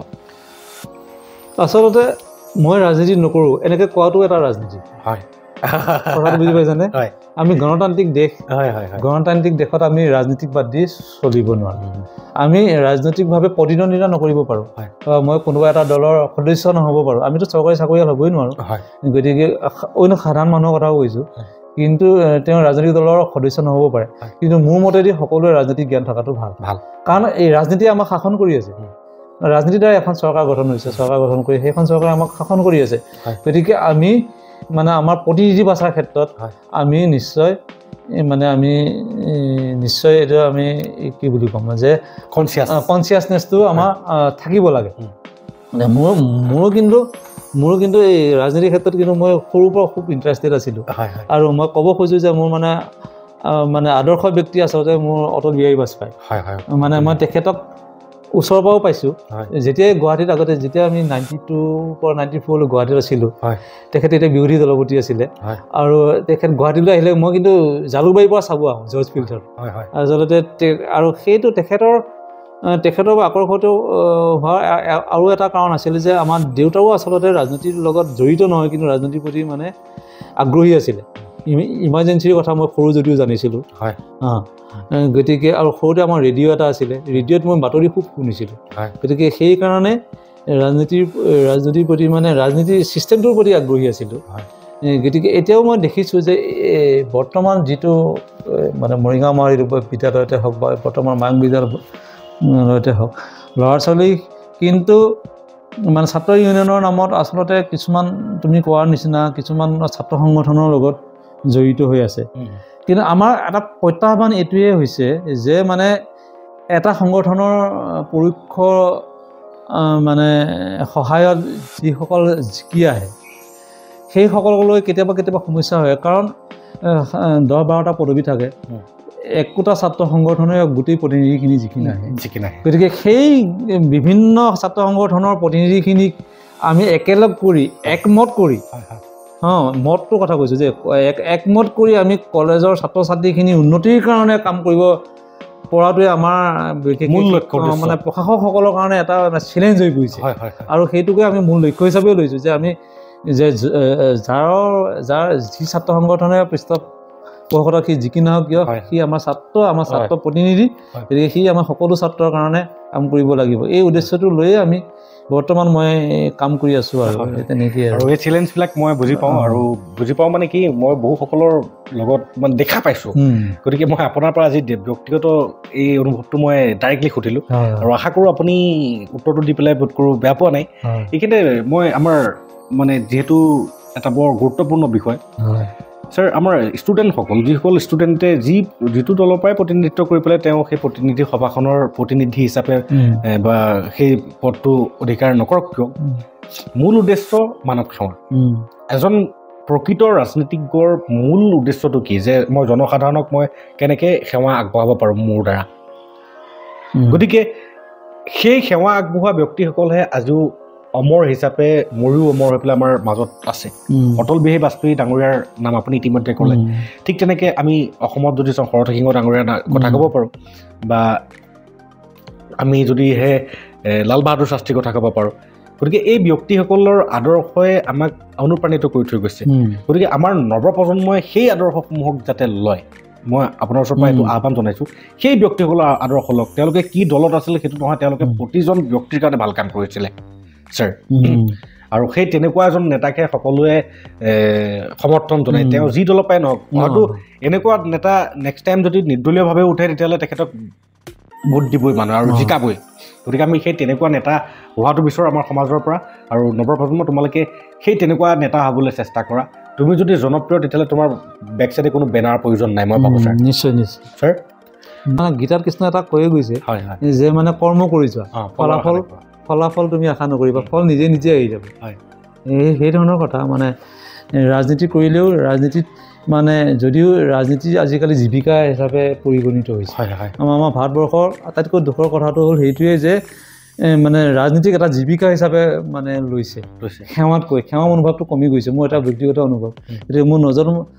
নৱপ্ৰজন্মৰ প্ৰতি এইটোৱেই এটা মানে আশা থাকিল তেওঁলোকৰ পৰা ৰাজনীতিত যোগ দিবই লাগিব কাৰণ ৰাজনীতি অবিহনে এখন দেশ আমাৰ ভাৰতবৰ্ষৰ নিচিনা দেশ মানে কেতিয়াও শৃংখলিতভাৱে শাসন কৰিব নোৱাৰে কোনেও গতিকে ৰাজনীতিৰ জৰিয়তে এইটো আমি আমাৰ শাসকসকলক নিৰ্বাচন কৰিবই লাগিব সেইকাৰণে আমাৰ ছাত্ৰ ছাত্ৰীসকলেও মানে ৰাজনীতি যোগ দিয়াটো একো বেয়া কথা নহয় কিন্তু তেওঁলোকে সেইটো জীৱিকা হিচাপে নলয় সেৱাৰ মনোভাৱে কৰিলে নিশ্চয় সমাজখনৰ উন্নতি হ'ব বুলি ছাৰ আহি অন্তিম পৰ্যায়ৰে পাইছোঁহি আৰু আহি সুধিব বিচাৰোঁ যে বৰ্তমান আপুনি অধ্যক্ষ হিচাপে আপোনাৰ কৰণীয়সমূহ আমাক অৱগত কৰিছে এতিয়া জানিব বিচাৰোঁ যে ভৱিষ্যতলৈ আপোনাৰ পৰিকল্পনা ইতিমধ্যে আপুনি উল্লেখ কৰিছে যে AA+ যিখন বি বৰুৱা কলেজে পাইছে ভৱিষ্যতে আমাৰ পৰিকল্পনা তথাপিও মই জানিব বিচাৰোঁ যে আপুনি কলেজখনৰ লগতে সংগতি নাৰাখি মৰিগাঁও গোটেই সমাজ ব্যৱস্থা বা মৰিগাঁওখনক লৈ পেলাই আপোনাৰ ভৱিষ্যতৰ কিবা পৰিকল্পনা আছে নেকি যিটো পৰিকল্পনা দ্বাৰা বৰ্তমান নৱপ্ৰজন্মৰ পৰা আদি কৰি এণ্টায়াৰ সৰ্বাংগীন সমাজখনৰ যাতে কিবা এটা বিকাশ সাধন হয় আচলতে শিক্ষাৰ লগত জড়িত মানুহ হিচাপে আমি সেই শিক্ষাবৃত্তিটোৱে আহে প্ৰথম তাৰমানে যে পৰিৱৰ্তিত সমাজত আমাৰ এতিয়া তুমি আগতে উল্লেখে কৰি গৈছা যে BEdৰ কথাটো হয় যে মানে এতিয়া নতুন যিটো আহিছে নিয়ম সেই নিয়মত মানে 4 বছৰীয়া যদি মানে আমি BEd ডিগ্ৰী নলওঁ তেনেহ'লে আমি কোনো মানে স্কুলৰ শিক্ষক হ'ব নোৱাৰোঁ 30 চনৰ পৰা আমি মানে উইদাউট BEd মানে সেইটো মানে এলিমেণ্টাৰী হ'ব পাৰে মানে BLEডো হ'ব পাৰে DLEডো হ'ব পাৰে গতিকে সেইবোৰ নহ'লে আমি কোনো শিক্ষক হ'ব নোৱাৰিম আৰু তেতিয়া বাহিৰৰ পৰা শিক্ষক আহি যাব এতিয়া 1 নেশ্যন 1 ৰেচন আহি আছে 1 নেশ্যন 1 মানে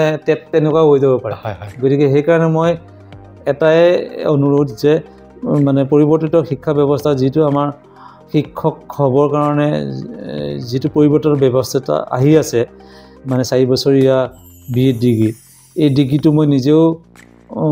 মায়ং কলেজত খুলিব যত্ন কৰি আছোঁ মানে মধ্যম পৰ্যায়ত মানে আছে ইনস্পেকশ্যন পৰ্যায়ত আছে আৰু সেই ধৰণৰ অনুষ্ঠানটো মই মৰিগাঁও টাউনতো হোৱা বিচাৰোঁ মৰিগাঁও কলেজেও খোলাটো বিচাৰোঁ যাতে পৰিৱৰ্তিত সমাজত আমাৰ শিক্ষক হোৱাৰ ক্ষেত্ৰত আমাৰ যিসকল আগ্ৰহী সেই আগ্ৰহী ব্যক্তিসকলক আমি মানে উদগনি জনাব পাৰোঁ আৰু সহজতে যাতে শিক্ষাটো পায় সেই ব্যৱস্থাটো যাতে হৈ উঠে মৰিগাঁৱত সেই ব্যৱস্থাটোৱে মই আশা কৰি আছোঁ আৰু খুব ভাল লাগিলে ছাৰ আপোনাৰ পৰিকল্পনা নিশ্চয় আমাৰ লীলা ছাৰেও এইটো পৰিকল্পনা আপুনি ক'লে নিশ্চয় আপোনালোক দুজনৰ যোগসূত্ৰটো মোৰ জানি খুব ভাল লাগিলে আপোনালোকৰ একে ডিপাৰ্টমেণ্টৰ একেদিনাই চাকৰি হৈছে লগতে আপোনাৰ তেখেতে কেনেকুৱা এটা দুখৰ পৰা কিবা এটা কামত নিয়োজিত কৰি পেলাই সম্পূৰ্ণ এটা জীৱন সলনিমূলক এটা ক্ৰিয়াকলাপ কৰিলে আৰু আপোনাৰ প্ৰতি তেখেতৰ মৰম বা তেখেতৰ প্ৰতি তেখেতৰ অন্তৰাত্মাত কেনেকুৱা আছে মই নিশ্চয় কথা বতৰা পাতিম ভাল লাগিব আৰু ছাৰ মই আহি এটা কথা সুধিব বিচাৰোঁ যে আপোনাৰ জীৱনৰ এইটো কোনটো মূল মন্ত্ৰ আছিলে যিটো মূল মন্ত্ৰৰ দ্বাৰা আজিলৈকে আপুনি নিজৰ জীৱনত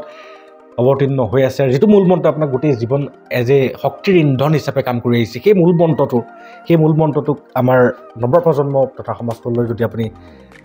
উত্তৰাধিকাৰী সূত্ৰে দিয়ে তেতিয়াহ'লে নিশ্চয় আমি জীৱন পথত আগবাঢ়ি যোৱাত সহায় হ'ব এইটো মই অংকৰ ভাষাৰে কওঁ হয় আমি সকলোৱে জানো A+B whole square A+B whole square সম্পূৰ্ণ মানে হ'ল কি A² + twice AB + B square মই A+B হোল স্কোৱাৰ সূত্ৰটোত মানে বিশ্বাস কৰোঁ তাৰমানে কি যদি স্কোৱাৰ কৰোঁ মানে 3 স্কোৱাৰ কৰিলে 9 বৰ্গ কৰিলে 9 হয়নে নহয় গতিকে মই নিজে A তোমাক মই B বুলি ল'লোঁ হয়নে গতিকে আমি মানে কিবা এটা কাম মই অকলে কৰাতকৈ মানে দুজন লগ লাগি বা সমাজৰ লগত লগ লাগি কৰিলে বেছি ফলদায়ক হয় কাৰণ A² মানে 3 স্কোৱাৰ কৰাৰ লগে 9 পালোঁ কিন্তু 3 লগত 1 যোগ কৰি ল'লোঁ 4 কৰি ল'লোঁ নহয় 1 যোগ হোৱাৰ লগে 16 হৈ গ'ল গতিকে কিমান বাঢ়ি গ'ল গতিকে মই ভাবোঁ যে আচলতে ৰিচাৰ্চ কৰাৰ ক্ষেত্ৰতো বা এই ধৰণৰ সামাজিক কাম কৰাৰ ক্ষেত্ৰতো ব্যক্তিগতভাৱে নহয় মই কৰিম বুলি নাভাবি আমি কৰিম বুলি ভাবিব লাগে তেতিয়া মানে কথাটো মানে কামটো অতি সোনকালে মানে সফল হয় আমি মানে কিবা এটা কাম ল'লে সেইটো আমি সফলভাৱে সেই স্থানত উপনীত হ'ব পাৰোঁ বুলি পেলাই অনুভৱ হয় আৰু সেইকাৰণে মই ভাবোঁ যে আমি সকলোৱে যদি ভাল কামবোৰ একেলগে কৰোঁ আৰু মানে সঠিকভাৱে কৰোঁ তেনেহ'লে সমাজৰ উন্নতি হ'ব লগতে আৰু এটা কথা কওঁ যে মই এটা প্ৰিন্সিপাল হিচাপে মই মায়ঙৰ আঞ্চলিক কলেজত কৰি আছোঁ গতিকে মই মোৰ কামটো ন্যায়িকে কৰাটোৱে দেশৰ কাম কৰা তুমি এটা সাংবাদিকতা কৰি আছা তুমি সততাৰে কৰাটোৱে কিন্তু দেশৰ কাম হ'ব গতিকে ছাত্ৰ সমাজে ভালদৰে পঢ়াটো দেশৰ কাম এটা হ'ব কাৰণ তেওঁ এজন উপযুক্ত মানুহ হৈ উঠিব নাগৰিক হৈ উঠিব গতিকে মই সকলোলৈ আহ্বান যি কামতে নিয়োজিত নহওক কিয় সৰুৱে হওক বা ডাঙৰে হওক নিষ্ঠাৰে কৰক সততাৰে কৰক তেতিয়া সমাজৰ উন্নতি হ'ব এইটোৱে মই বহুত ধন্যবাদ ছাৰ বহুত ধন্যবাদ আৰু কথাও আছে যে এটুপ কৰি নীৰৰ পানী পৰি ভৰি গ'ল বহল সাগৰ এইটো আগৰ কবিসকলে কৈ গৈছে আৰু আজি A+B হোল স্কোৱাৰ সূত্ৰটোৰ দ্বাৰা আপুনি যিটো প্ৰতিপন্ন কৰিব বিচাৰিলে মোক বহুতেই ভাল লাগিলে আৰু দৰ্শক ৰাইজ আপোনালোকেও নিশ্চয় আজি এই বাৰ্তালাপটোৰ পৰা নিশ্চয় উপকৃত হ'বলৈ পাৰিব বুলি মোৰ এটা দৃঢ় বিশ্বাস কাৰণ মই ছাৰৰ লগত এই সময়খিনি অতিবাহিত কৰি মোৰ জ্ঞানৰ যি জিজ্ঞাসা সেই জিজ্ঞাসা নিশ্চয় আজি পূৰণ হৈছে বুলি আশা কৰিব পাৰিছোঁ ছাৰ বহুত ভাল লাগিলে আপোনাৰ বহুমূলীয়া সময়টোৰ বাবে সুমন দাসে যিখিনি কথা ক'লে যিটো সাক্ষাৎকাৰ ল'লে বা যি প্ৰচেষ্টা লৈছে এইটো সঁচাকৈ বৰ আদৰণীয় কথা আৰু মানে বাস্তৱ ক্ষেত্ৰত যিসকলে কাম কৰি আছে ফিল্ডত যিসকলে কাম কৰি আছে সেইসকলক আহি তেওঁ বিচাৰি উলিয়াই তেওঁলোকৰ অভিজ্ঞতাৰ কথাটো সমাজত বিয়পাই দিব খুজিছে এই কথাটোৱে নিশ্চয় এটা পজিটিভ ইম্পেক্ট কৰিব বুলি মই আশা কৰিছোঁ আৰু তেওঁলোকৰ এই ধৰণৰ প্ৰচেষ্টাটো আৰু আগুৱাই যাওক সমাজৰ বিভিন্ন স্তৰত অকল শিক্ষা ক্ষেত্ৰতে নহয় কৃষি ক্ষেত্ৰত হওক বা অন্যান্য মানে স্বনিয়োজিত কামৰ ক্ষেত্ৰত হওক তেওঁলোকৰ নিচিনা মানুহক বিচাৰি উলিয়াই তেওঁলোকৰ অভিজ্ঞতাবোৰ যদি সমাজৰ মাজত বিয়পাই দিয়ে আৰু ধৰণৰ আৰু বেছি ভাল হ'ব বুলি মোৰ অনুভৱ হৈছে আৰু তেওঁ মানে এই